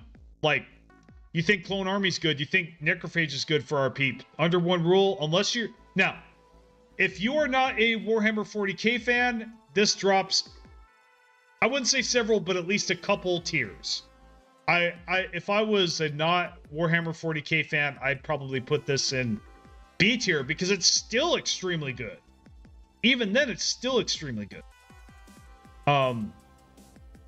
It is. If you love leaders, oh man, this is a fucking banger. Yeah, it's just yeah, it's S tier. Honestly, a lot of people, think very few people would argue with me putting it here, even at a subjective level. Like, some might actually put it in A tier and not S. I could see a lot of people doing that, but I could see a lot of people putting it in S as well. It is a damn good origin, absolutely. It's a damn good origin. I've had some very enjoyable games. I've had a very enjoyable game with it, and it made one of my videos. And you know, it's the origin I used in my Space Marine meets Stellaris crossover, which was very successful, and I really enjoyed making that. Parts of the game I didn't enjoy playing, as I told you in that video. You know, the whole galaxy declaring war on me, but that's how powerful this is. The entire galaxy declared war on me, and I still killed them. And it was an early game. It wasn't towards the end when I had already conquered half the galaxy. No, I had only conquered like a quarter tops. The rest of the galaxy was theirs, and I killed them all. Yeah, it's powerful as hell. I might cover this more in detail when we have more time, some other time. If you want to know more details about this, just let me know. In fact, all you got to do really is, I think, just check out my Space Marine meets Stellaris video. It's really the Imperium of Man theme build guide. That's really what it is. I almost thought about changing the title, but it's doing pretty good where it is, so I'll just leave it alone. So, perfected genes, you know, you get... your leader lifespan is 25 years. That's significant. Now, the experience gain is minus 20, so that's kind of a balance negative. But not really. In fact, you don't want... unless you're doing a gimmick or an exploit, you don't really want leader levels too fast. I know that sounds insane, right? Why would you not? Well, the reason you don't want it right in the beginning is because you have a limited amount of unity in the beginning. And if you are spending way too much unity too fast, that can be really bad. That can really fuck you in the beginning. It really can. That's why I don't max out scientists right away. Otherwise I would. I max them out immediately. But because of that factor, you know, but mid-game, dude, knock yourself out. Like it's great having a lot of level ups. When you can afford it, right? So that's the caveat. You got to be able to afford it. And that is one of this Origin's weaknesses, is that you do have unity problems in the beginning, though they are fixed by quite a few things. Let's see. So I forgot exactly what, but there is stuff in here. So there's a whole event chain around this too. This is an incredibly playstyle altering Origin as well, which in a very good and enjoyable and fun way. Like I said, the RP with this Origin is off the hook. Even if you're not a Warhammer 40k fan, I think you could plug into it just fine. You could just make it a different, you know, you could make it Dune. You know, Dune could be this as well. The story of Dune. Also, if you're a Dune fan, I think this would work for you. You know, Paul Atreides, right? But yeah, now your Empire leader gets 40-year lifespan, 3 leader levels, allows selection of unique luminary starting. I mean, they're just basically. Now you have to have a dictatorial authority, but that's one of the best ones anyway. And we'll do government and ethics maybe tomorrow. How's that sound? We'll go ahead and do that tomorrow.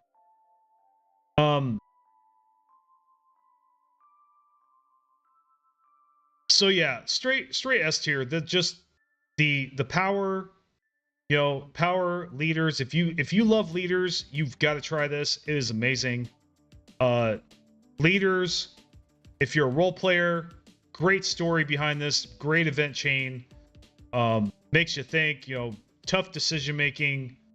And there is no real right or wrong answer. Like, you know, for example, if you're playing Imperium of Man, you might want to let the Emperor die so that you can have Space Marines. Now, I was told that there was a way to still have Space Marines. I forgot what that commenter said, but I just wanted to mention that one of the commenters did say that there actually is a way to still get Space Marines even if the Emperor doesn't die. So, anyway.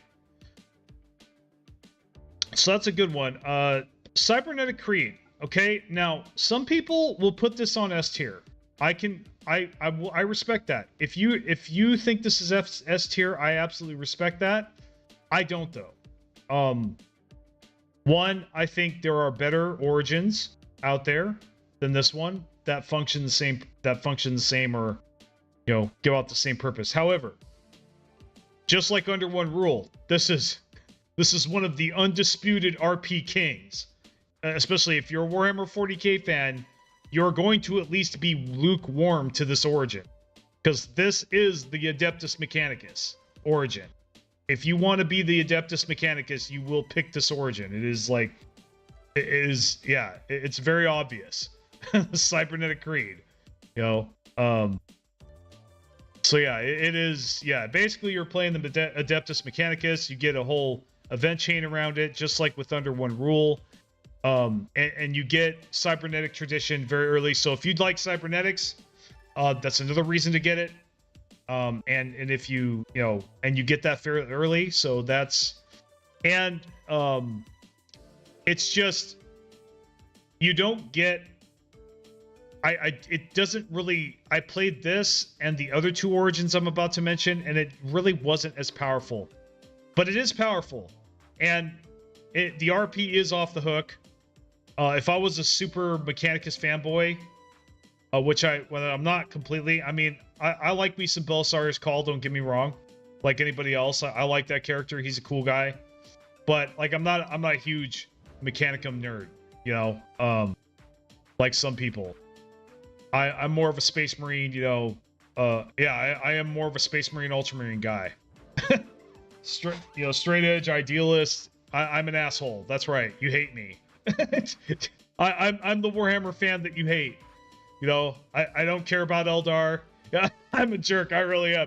I'm just like, I don't like the Space Wolves. Hell, I don't even like Vulcan. Don't even ask me about that, man. I know some of you are gonna flame me for even uttering those words. Vulcan's a very popular guy. And no, it's not because of the skin, okay? Don't even go there. Not talking about that. No, if you ask me some other time, if you really need to know, and I will answer it in comments or whatever, why I don't like Vulcan. Yeah, so, but anyway, yeah, I'm not a nice Warhammer 40k fan. I don't have popular opinions normally. Honestly, realistically though, when it comes to Primarchs, I am an Imperium Secundus fan, so obviously you understand now why I don't like Leman Russ and why I don't like the Space Wolves, because I am a Dark Angels fan. Those dog fuckers can go fuck themselves. But I do love text-to-speech. I do love Leman Russ in text-to-speech. He was hilarious. They were all, especially where he chewed out that Dark Angel. That told him to stop breathing. Anyway, yeah, but it's all good fun, man. It's all good fun.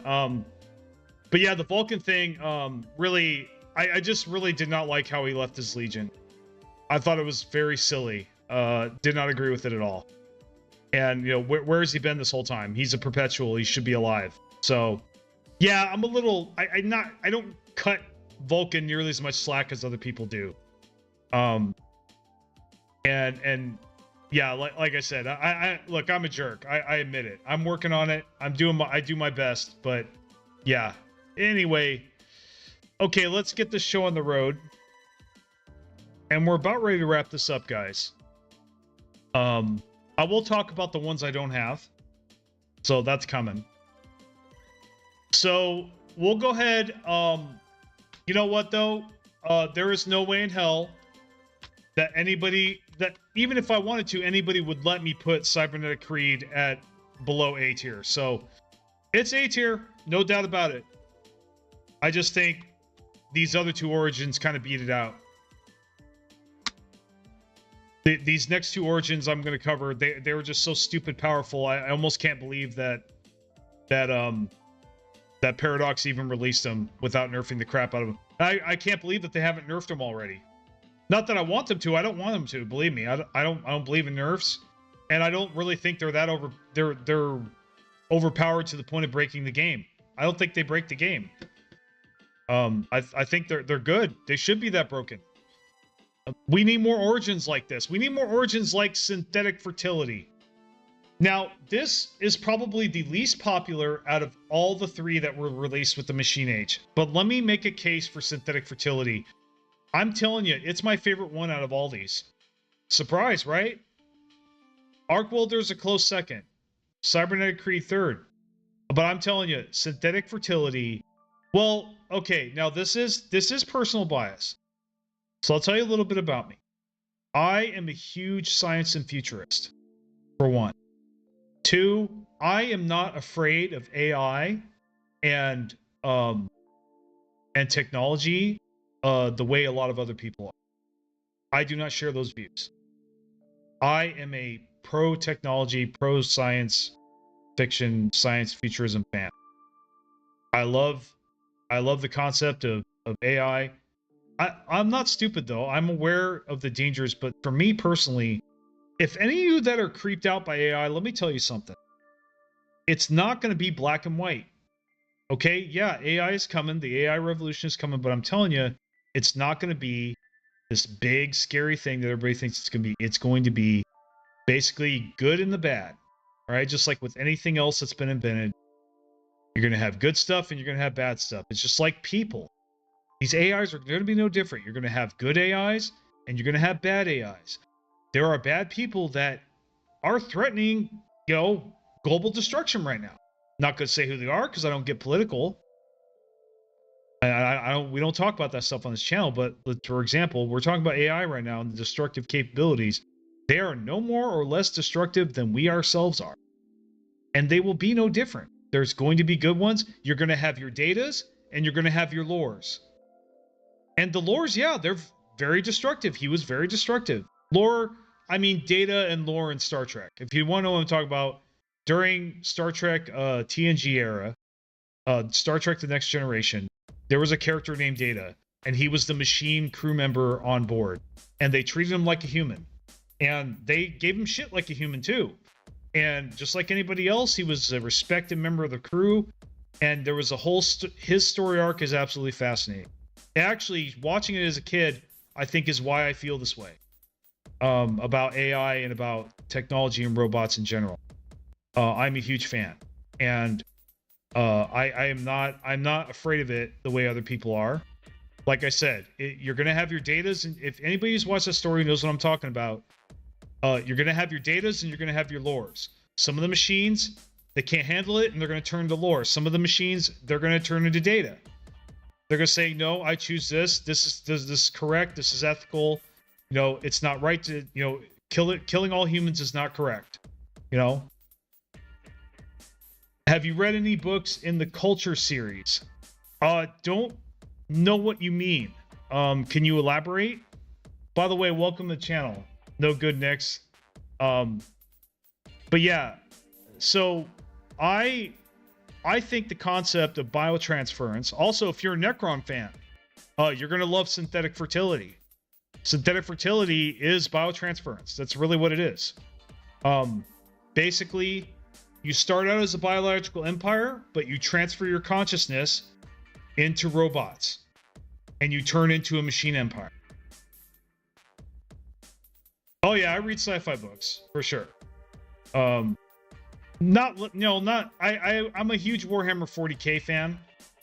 That is pretty heavy sci-fi, but there's also fantasy shit in there, but I don't pay attention to it too much. I love the Dark Age of technology, man. I know they never will. I know Games Workshop never will because it's not popular. But boy, if they came out with a Dark Age of Technology series, I would read it in a heartbeat. Like a newer one, not the old stuff that's already out. I've already read that, already know about that. But like, oh man, like just new books on Dark Age technology, buy it in a heartbeat. Okay, I'll have to look it up and check it out sometime. Is it pretty good? But anyway, so back to my point about AI. No, I don't think AI is the boogeyman that everyone's painting it out to be. I think, like I said, just like people, it's going to be no different. You got your very bad people that are that can be borderline diabolical and evil on the evil scale, and then, you know, do things like, you know, Emperor Palpatine level things, and then you've got your good people, you know. It's not going to be any different, you know.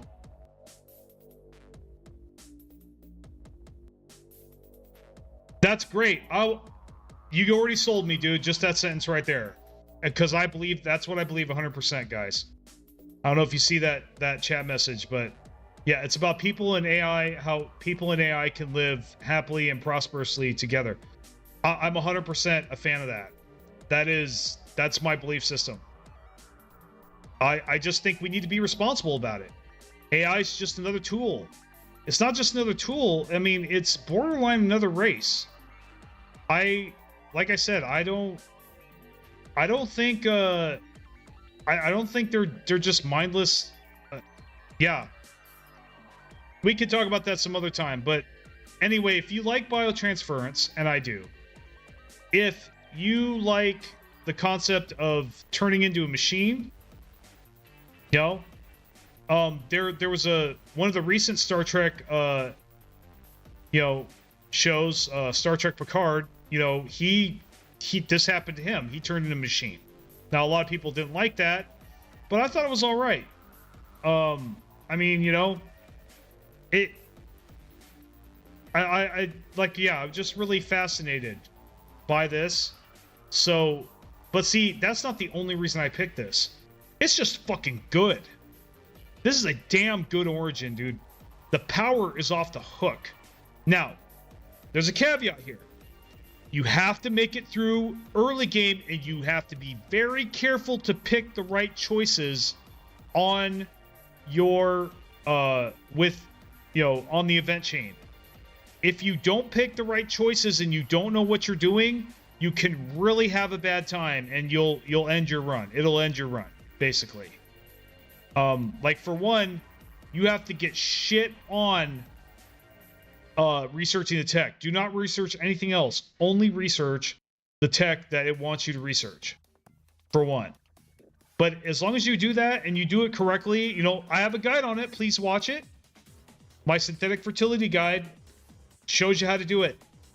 Check that out. You will not regret it. This is an amazing origin. It is super powerful. If you like tech, like if you like Technology Rush, you gotta play this. This is required. This is S tier for you. Absolute S tier. And it is for me. Because I usually suck at tech. But when I pick this up, I am a powerhouse. I can't imagine somebody who loves tech and is good at it, what they can do with this. It's nuts. It's absolutely nuts. Yeah, this honestly, I think really this actually, it kind of depends. It's hard to say if this is more powerful than Arc Welders, but I can definitely say in a lot of ways it is. But there are some ways that Arc Welders is more powerful. But yeah, synthetic fertility is just, and also, this is the origin to pick if you want to do virtual ascension, which is like the meta right now, or at least last I heard. Everybody was doing, all the meta people are doing virtual ascension right now, or were for a while. I don't know what they're doing exactly right now. I haven't really kept up on it, but last I checked, virtual ascension was what people were doing. You know, it's the rogue servitor of the current meta. I mean, yeah. And virtual ascension is like a one planet challenge. So this is like, because for one, this goes right into synthetic tradition. So if you want synthetic tradition right away and you don't get that experience very often, you got to pick this origin too. So there's just so many damn good reasons to pick this. It is incredible. Yeah, this incredibly good S tier. Can't say it enough. In fact, this is I gotta say, out of all the origins, this might have been the most enjoyable origin I've ever played.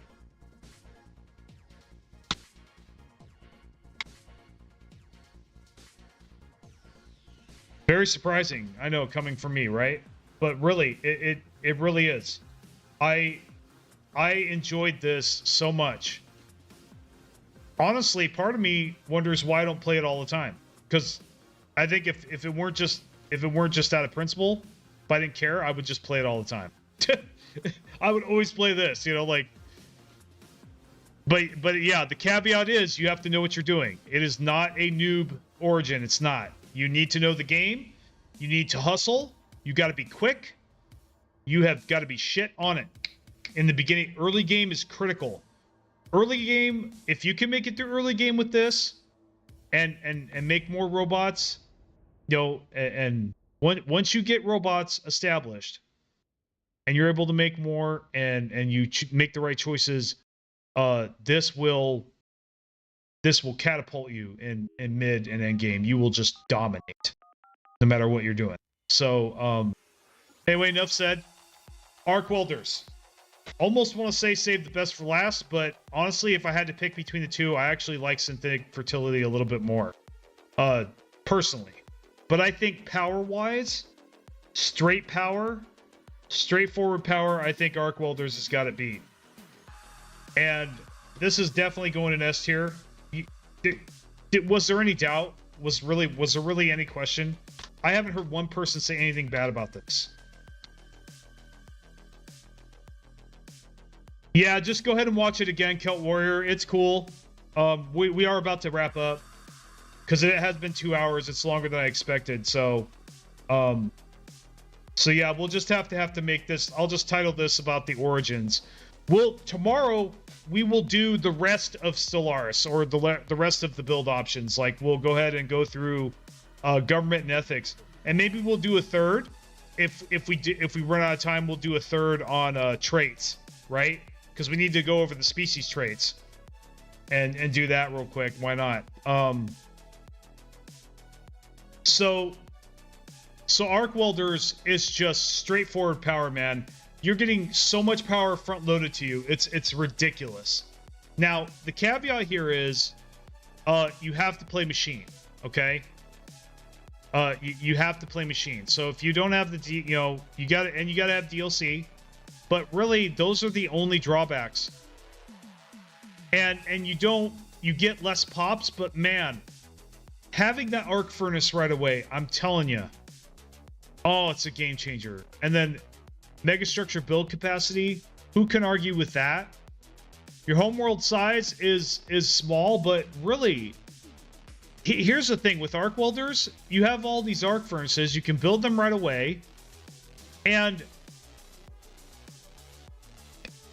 you build enough arc furnaces, you don't need mineral districts, you don't need alloy districts, so all you got to do is make energy credits. That's it. You just make a bunch of generator worlds, arc furnaces, and for most of the game, up until maybe end game, but by then you've got shitloads of territory and you're playing wide anyway. Because that's what you should be doing with this. I mean, you should just march across the map once you got that setup going. Really? Just generator worlds and arc furnaces and Dyson swarms. And GG. And then food as needed, right? Food, actually don't need food. You're a machine empire. Well, it says species type. Now, that's important. Okay, if you have machine age, you can do this with a normal empire. You just have to make sure your species is machine. You can pick species now. Now, maybe you might be able to do this in the base game now too, but you can pick species with machine age and still do an ethic like pacifist or xenophobe. Okay, you can pick those. So you don't necessarily have to be a hive mind or a machine intelligence, Gestalt consciousness to take this. You just need to have your species be machine. So yeah, that's the thing. So keep that in mind. Sorry, I misread. I misinterpreted that at first. So I'm glad I was able to correct myself. So yeah, I mean, and then your mining districts are replaced as generator districts. It's just the other really broken thing about this, though I have never exploited it. The exploit gimmick potential of this is insane because you get mega engineering research pops up for you immediately, right from the start. Now it'll be like 3,000 months for you to research, but just the fact that it's always there, available. So if you're following some kind of gimmick or an exploit or some kind of strat like that, with that in mind, oh man. I mean, Dyson swarms by mid-game. Enough said, right? Imagine having a Dyson swarm by mid-game. Yeah, you're gonna win. You know what I mean? Like, yeah, you're gonna win. There's just there's no not winning with that. I mean, you know what I mean? So, yeah, our arc welders is just straight power. If you're not familiar with arc welders, you know, get familiar with the machine age. Get the machine age, you know, if you can afford it, or wait till it goes on sale. You won't regret it. This is an amazing origin. It's one of my go-tos. When I don't want to think, I just pick this one. You know what I mean? This is like the best origin you can pick if you don't want to think. If you like, I just want straight power. I want straight brokenness. I want straight broken goodness. This is that origin. Really. This is the fucking Big Mac, dude. Like, seriously. This is like the super big, this is the heart attack burger, man. Like, but it is good for you. Unlike the burger. So anyway, so that concludes what we have as far as, you know, origins that I work with. Now let's talk about the ones, I'm going to briefly talk about the ones I don't have. Mainly the DLCs and why I don't have the DLCs or that particular thing. So Calamitous Burst, so basically now lithoids, I have been, you know, I've had comments about lithoids. I've had people chat me about lithoids. I've heard positive things about it. I don't think I've ever heard anybody say anything really bad about it, but I've never heard anybody say anything, oh, you must get this, you must try it. Maybe one person said that to me that I can remember. And it's just, I don't know. It's never really, playing rocks never appealed to me. Let's face it. You know, being a pet rock, I just, I don't know. I jest, but this is a, as far as DLCs go, this is a possible for me. So this is something maybe I could get the next time I'm bored and want to try something new. Here, the aquatic species pack, here there be dragons. I'll tell you right straight up, I don't like this because I don't like exploits and I don't like gimmicks. I don't. Just me. It's just me. Flame me if you want. I'm not saying that people that like that stuff is bad. They're not. Perfectly fine to, you play the game the way you want to play. You have a right to. You bought it. You paid for the game. You have a right to play it the way you want to play it. You know, I think in a competitive setting, there's a little bit of asterisk there, obviously, with in a competitive setting when you're playing with other people. I think doing this in a competitive setting, you know, with the intent to exploit and gimmick is probably not the best way to go. Almost everybody agrees to it, and they're doing it too. I mean, that's one thing. Also, another thing, guys, and this is gonna be an L for some of you. This is gonna make you do sad face hearing me say this. I am not a fan of space fauna, dude. I will be honest. I'm gonna come clean right here, right now. I am not a fan of space fauna. I'm telling all right now. It's been pretty obvious through my actions and things I've said over the years. No, I'm not a fan of it. Space whales, yeah, it's just me. It's just me. Subjective opinion. I'm not saying they're bad or that you're bad for doing them. Nothing wrong with you if you like your space Tianki or whatever the fuck those are. I think they're a nuisance. I don't know. I've never, even in Star Trek when they were doing it, I was never attracted to that. I always thought it was kind of silly. I know that those things could exist in theory. It's just, I don't know. Just something about it just rubs me the wrong way. I can't explain it. Like, you know. But that's just But that's just me, again. That's just me. You know, subjective opinion. Yeah, I don't like space fauna. I don't like, you know, I don't like gimmicks. I don't like exploits. You know, I avoid those unless I'm actually just trying to do, you know, wild hair up my ass doing something different. Want to see how the other half lives for whatever reason. Unless it's something like that case, I really don't care. I mean, aquatics, I never really was interested in that.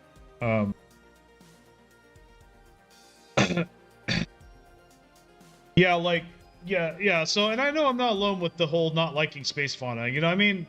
But there's a lot of people that do. I'm sure there are people right now that are just loving Grand Archive. They think it's the best DLC that ever came out for Stellaris because they love space fauna. I get it. If you love space fauna, if I love space fauna, I would buy Grand Archive in a heartbeat. Absolutely. I mean, that is the space fauna DLC. But that's also why I didn't get it. So, but aquatics, you know, not just the space fauna, but like I just wasn't interested. It didn't really seem interesting to me. Like the whole Camino planet thing. I mean, it was all right. You know, again, aquatics might be something I would do just to fill or just to say I got it and tried it, right? It'd just be a funny or weird goal thing. Same with lithoids. It'd just be maybe someday when I have an open mind, or when I'm bored or whatever, you know. Toxoids. Now, I said it yesterday, but I actually have seriously considered getting toxoids. I have heard some good things about it. It's just every time I look at it, it just doesn't seem like I would enjoy it very much. But I keep hearing really good things from people I trust about it. So, I mean, so that's something I probably will get at some point. All right. So overtuned, you know, can't have machine intelligence, so it's already a knock. That can't be a machine, so eh.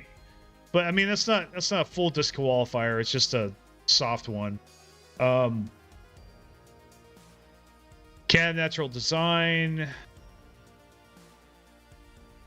Yeah, I mean, but that's why I don't have that DLC. Okay, so let's talk about First Contact, guys. I am ready to talk about First Contact. It's been for the first time ever. Why didn't I get First Contact? First Contact was a big deal for a lot of people. It did introduce quite a bit many things that were controversial and game-changing. Cloaking, for example. So, and that's actually why I didn't get it. Cloaking is a big reason. And also at the time that it came out, I did not really have a hard-on for primitives. I ignored primitives for a long time. Now I just take their planets and, oh, hey, free planet, cool. Free planet, don't have to wait to colonize. But I hate culture shock. That's a really fucking annoying debuff. But other than that, you know, free planet, cool. That's as far as I really go with primitives. So that, I mean, again, it's kind of the case with the other DLC that I don't have, where what they were focusing on just doesn't interest me. You know, space whales, libraries, dude, I want to blow stuff up and conquer planets. I don't give a fuck about libraries and space dogos. Okay, I don't. I'm a simple man of simple taste when it comes to space. You know, I want a normal ship. You know, conquer planets, explore a little bit. You know, and then conquer what I explore. Yeah, you know, I'm a Viking, right? I guess. So yeah, I guess I am a Viking when it comes to playing 4X games. But anyway, so that's why I didn't get First Contact. Really, the main reason though, not really the primitives. Because see, I've actually thought about getting it because of the primitives. Because I have used them a little bit more, especially after doing necrophage. Necrophage is really what got me into got me out of my shell when it came to primitives and opened my mind to primitives, because I was like, oh, okay, they're actually useful, right? And so I got used to them. But the biggest reason I still don't pick it up is for cloaking. And let me tell you why. Those of you who watch my streams sometime. Watch me fight the computer. Do I have a fun time? Those of you that watch me can answer that question. I'll give you a couple seconds. If you don't, I'll answer it. Do I like War in Stellaris? Do I enjoy War in Stellaris? It's a very sad answer. I already gave it away. No, I don't. I don't like War in Stellaris. I don't. It is a chore. It is work. It is a pain in the ass enough. Can you imagine the computer, that fucking annoying pest, having cloaking too? I would tear my hair out. I would have a heart attack from stress over it. No. I just, no. I don't want to give that cloaking, okay? I don't want to give the computer cloaking. I'm sorry. Not attractive. I don't want to make something that already pisses me off 10 times worse, right? And I'm really, that's the first thing I thought when they said introducing cloaking. I immediately thought of an image of a computer declaring war on me, and in the areas, all the areas of my empire where there weren't any ships, they were there with their ships and simultaneously taking over all my systems. That is that's the image I had in my head when they first announced First Contact. That's the first thing that I thought. So yeah, no, I don't really want that today. So I don't really want that experience. So yeah, to this day I've said no to First Contact. That's it. That's it. It's not, look, it's not because I couldn't handle it. I have thought about trying it just for the challenge to see how bad it is or how good it is. And to be fair, I could probably have a lot of fun with cloaking. I probably could. I could probably get really good at it. It might actually change my mind and be like, you know what, this is so good. I'm loving this so much that it's okay. I'm okay with the risk of the computer doing it to me. It might turn into that someday. But I just didn't, the time it came out, I didn't really feel like it was worth the headache, the potential headache that I was going to receive having it on my roster. So I will say this though, I think I do someday, I do need to crack it open and give it a shot. You know, as a challenge or whatever, maybe make a video out of it. You know, I turned cloaking on, this is what happened. Something like that, right? I think I can make a spectacle out of it for sure. Plantoids, I usually don't get species packs, guys. Especially, I did get one. I got humanoids, and I was disappointed. That was actually the worst DLC that I've gotten so far. Now, I know I got Clone Army with that, and a lot of people would say that alone justifies getting it. I'm not going to argue with that, but for me, I got it for the portraits. And the portraits, and they did not show you what all the portraits were, and the portraits are so bad that I really regret getting it. I almost refunded. I really did. They were so bad. The portraits were really bad, guys. My personal opinion, don't get the humanoids portrait. It's not worth it. Now, if you just want Clone Army and you cannot do without it, by all means get it. Get it on sale. But like, if you're doing it for the portraits like I wasn't even thinking about Clone Army. I didn't even know Clone Army was there. I missed it completely until I realized I had it, and I realized that it was part of it later, after I'd already bought it. I was like, oh, okay, well, I guess it's not too bad, because Clone Army's really good, right? We just got done talking about it. So, I mean, yeah, I mean, I don't regret buying it now because I got Clone Army, but like, I wasn't even buying it for Clone Army. I was very disappointed. So I generally don't do species packs. Not really. So plantoids, and also everything that I heard everyone ever say about plantoids is that they suck. Yeah, I've heard way more bad reviews about plantoids from creators, from my commenters and things. then I've heard good. So Astral Planes, I think really Astral Planes is like, correct me if I'm wrong, but the impression I'm getting from the community, from what people are saying, and from various YouTube videos, is that Astral Plane and the review score on Steam, Astral Planes might be the worst piece of content that Paradox has ever created for Stellaris. I think that is I think that's the number one stinker out of all of them. I've never played it. I'm never going to. Not after what I heard about it. Fuck no, dude. My time is precious and valuable. I'm not going to waste it in frustration on something. Yeah, I heard the feedback about Astral Planes. Like, I think it is the most hated DLC overall by the community. Yeah. So yeah, the Paradox needs to pull up and stop making stuff like that. If they keep making stuff like that, Cosmic Storm's not much. What, those annoying those annoying space storms that make my ship slow? You're gonna make a whole DLC over that, really? Yeah, not interested. So that's how I feel about Cosmic Storms. And then Grand Archive, we've already kind of mostly talked about that already. Yeah, just not. It doesn't appeal to me, guys. I just not interested in that kind of stuff in a space strategy game around conquering empires.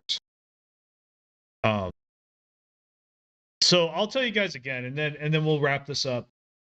The reason I don't care about RP nearly as much as other people do, and I don't care about this kind of stuff that they're focusing on lately, is because I come from an era of 4X gaming where basically your number one goal was to conquer and go wide. There was no tall. Your mission was to go wide, and that was it. And I didn't see anything wrong with that at all. I thought that was fucking cool. I'm actually, dude, give me a shout out. Leave a comment if you played the game Stars. I want to know who you are. I want to say, what up, dude? I want to shout out to you, man. I want to shout out to all the people out there that played Stars. If you know what I'm talking about, Stars, the father of Space 4X games, as far as I know. The earliest one I played that shit when I was 9 years old. Not gonna lie, I was 9 years old. My dad had it on his 486. Yeah, I'm an older guy. So a lot of you don't even know what the hell a 486 is. Give me a shout out too if you know what that is. Yeah, 486, playing Doom. Doom, the first Doom. Doom 2016, I'm not talking about that one. I'm talking about old school. Old school. Good shit. Oh, I was playing Path of Exile today, and I'm really getting into the Mercenary. I really like him because he kind of reminds me of that. What does he have in common with? Basically, I'm using a shotgun with him. It really feels like a shotgun. It taps right into that 9-year-old brain of mine. I was using the shotgun to slay demons in Doom. Back when I was a kid, man, it was so cool. But yeah, while I was playing that, there was this other game called Stars. And it was just dots on a screen, just like Stellaris. Dots on a screen, but those dots had information. I could read that information. It's like, oh yeah, this one's a coal plant. And it's very similar to what we have here. Stars, man, look it up. You might even be able to still play it. It's a pretty basic. Yeah, the requirements aren't bad. Trust me. The requirements are abysmally low. Like, it literally is dots on a screen. People give Stellaris shits for being dots on a screen. Dude, Stars is dots on a screen, okay? It literally is dots on a screen. But you get to make your own ships, just like Stellaris. You get to, like, colonize planets, conquer things, expand. Now, there's not a lot of story, but then there's other games that came after that. I remember games like Civilization Call to Power. I cracked the hell out on that game. I love that game. Rise of Nations, love that game. And then Galactic Civilizations and Space Empires. I played Space Empires for a long time when I was a kid. Space Empires 1, Space Empires 2, Space Empires 3. I didn't really go after that. But yeah, I played a lot of space 4X strategy games before I played Stellaris. And, you know, Stellaris was jarring for me. They focus on a lot of other shit in this game that I have no interest in. You know, my idea of a 4X game is exactly that, what 4X says. You know, explore, expand, exploit, exterminate. You know, all this other stuff, this DLC they're coming out, I think they've lost the plot, dude. All this other DLC that's coming out is just has nothing to do with any of that. It's all RP stuff, a lot of it. And that's fine. If you're a role-playing guy, there's Baldur's Gate, there's Skyrim. I play those. They're great. They are great. But I don't play Stellaris to do that. I don't. You know? I just don't. I mean, you know, it's nice when they all fit together. I mean, like, to me, it's cherry on top. Really. To me, the events, the story and everything is just, if anything, it's a cherry on top at the most. If anything, most of the time, though, it's an annoyance. It's just another box I have to get out of my way so I can go focus on what I was doing. That's just how I think, guys. Like I said, there are people out there are those of you out there that absolutely love this stuff, that 100% disagreed with me on my, you know, how to save Stellaris video. I salute you. Hats off to you. You know, I respect you. You know, but I have a right to my beliefs as well. I don't really think that stuff is what Stellaris should focus on. That should be an afterthought. I don't think it shouldn't be in here. I'm not saying it shouldn't be in here. I'm not saying we should get rid of the events. No, I'm not saying that. They're flavoring, right? They're spice. That's what they are. But you can't make a cake out of just spice. You need the cake. You need the sugar. You need the carbs. You need the macros. Or you don't have a cake. So I think they're focusing way too much on the seasoning and not on the meat and potatoes itself. So that's my point here. And that's why I don't have many of these DLCs. Now, and to be fair, I have considered trying as an experiment, you know, the story packs to see if the RP in this game is more enjoyable. I don't see why they wouldn't be.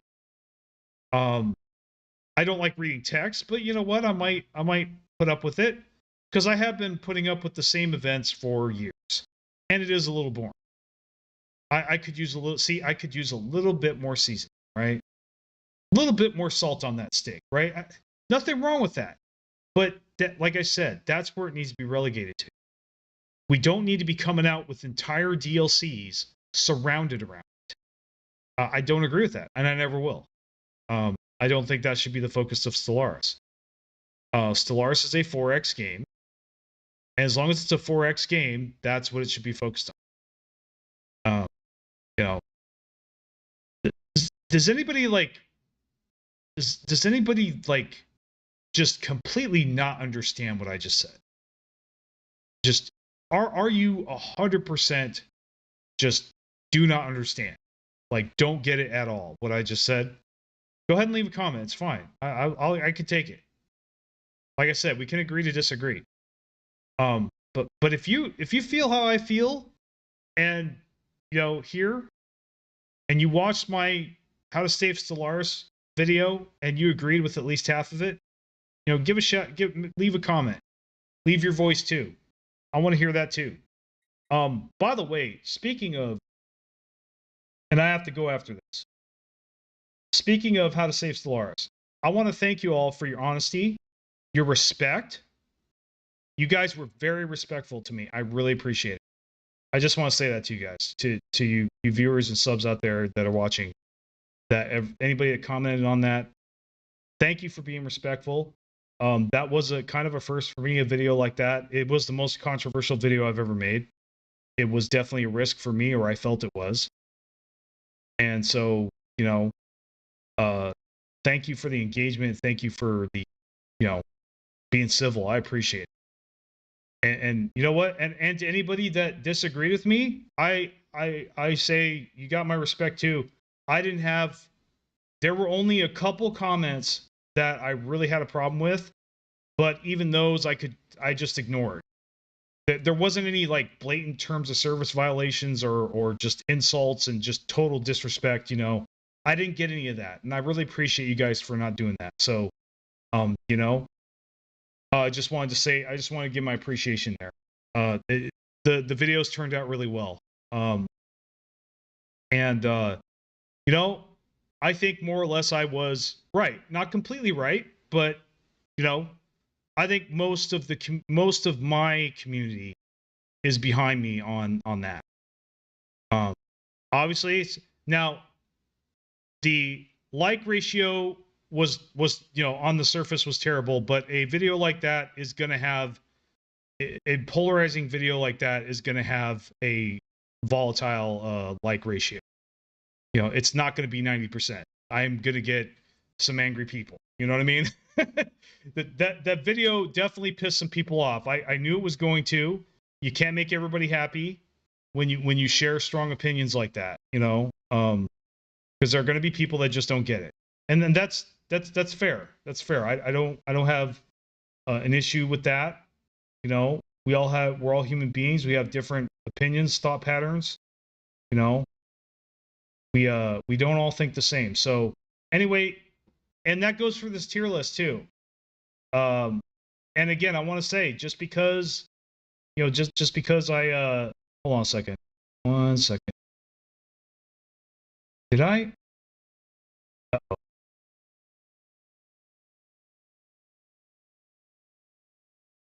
Make sure. Okay, I'm still live. I was worried I wasn't live for a second. Okay. We are going to wrap it up though, guys. But yeah, if you disagree with me on this tier list and you didn't like the things I said or they offended you or whatever, you know, hey man, we can agree to disagree. You know, you can leave a comment, tell me I'm wrong. I'm not going to censor you as long as you're respectful, as long as you don't violate terms of service. Like I said, I welcome the discourse, you know, even if I don't like the things you say.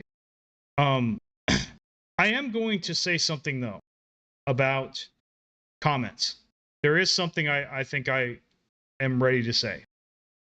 I'm ready to respond to a few comments I got during that video about basically I call them get good comments, where the person's not really offering anything of substance or value or anything constructive. They're just picking apart your gameplay and your stats or whatever, and you know, calling you a noob basically through their language, you know, paraphrasing it. But that's pretty much what they're doing. They're basically saying get good. You know what? I'm not going to stop you from doing that. Just know that I'm not going to respond to it. Yeah, it's not worth my time. I mean, if you think I'm a bad player, okay. So, I mean, I tell you one thing. You know, if anything, I'm representative of like, you know, 80%, 80, 90% of Stellaris players. So, yeah, I don't really care that I'm not a competitive player or that I'm, you know, do multiplayer 24/7. I don't do that. No, it's no secret. I never said I was the best player. But that doesn't change. The thing of it is, that doesn't change the problems that are happening right now. That doesn't change the things that with Stellaris I've seen that aren't good. No amount of skill is going to fix that. No amount of skill is going to fix the fact that war is boring and a chore. You know, it doesn't take any skill to chase the computer around, okay? It just takes time, and it's a waste. It's a waste of time. I don't understand how my skill factors into that. I don't understand how my skill factors into, you know, well, I guess if you did the perfect exploit and the perfect gimmick, you could stop a 100k fleet power by year 300. Sure. Get it. You Grand Admiral players that are just complete grandmasters at the game. Sure, I probably sound stupid to you, don't I? But what about the rest of us? What about those 90% of people that can't do that? What are they going to do? How are they going to feel? I'm speaking up for them, you know? And I do think, and to be fair, to be honest, I do think I'm fairly decent at video games. Not near as good as I used to be, but I have aged, but you know, I'm no slouch.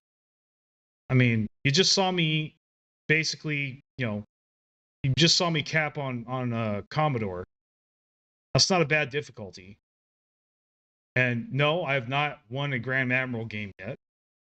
But that's like I said, for the reasons I don't like exploits, I don't like gimmicks. I want to win because of my skill alone, and not because of something cheap or. And that is a judgment, okay?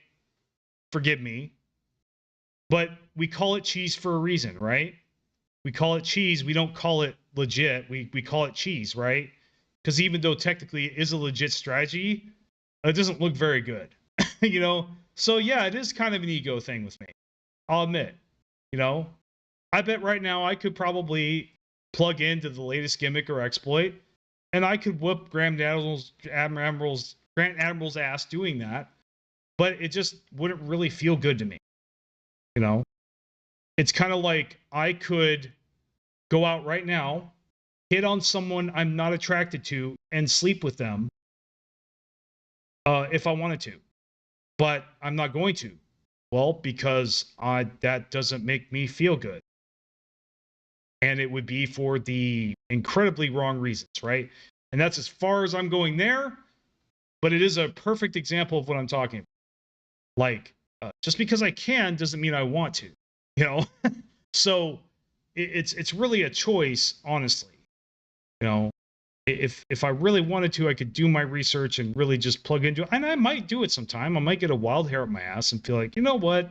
I've done everything. Let's fuck around. I'm not there yet. You know, I'm still learning. So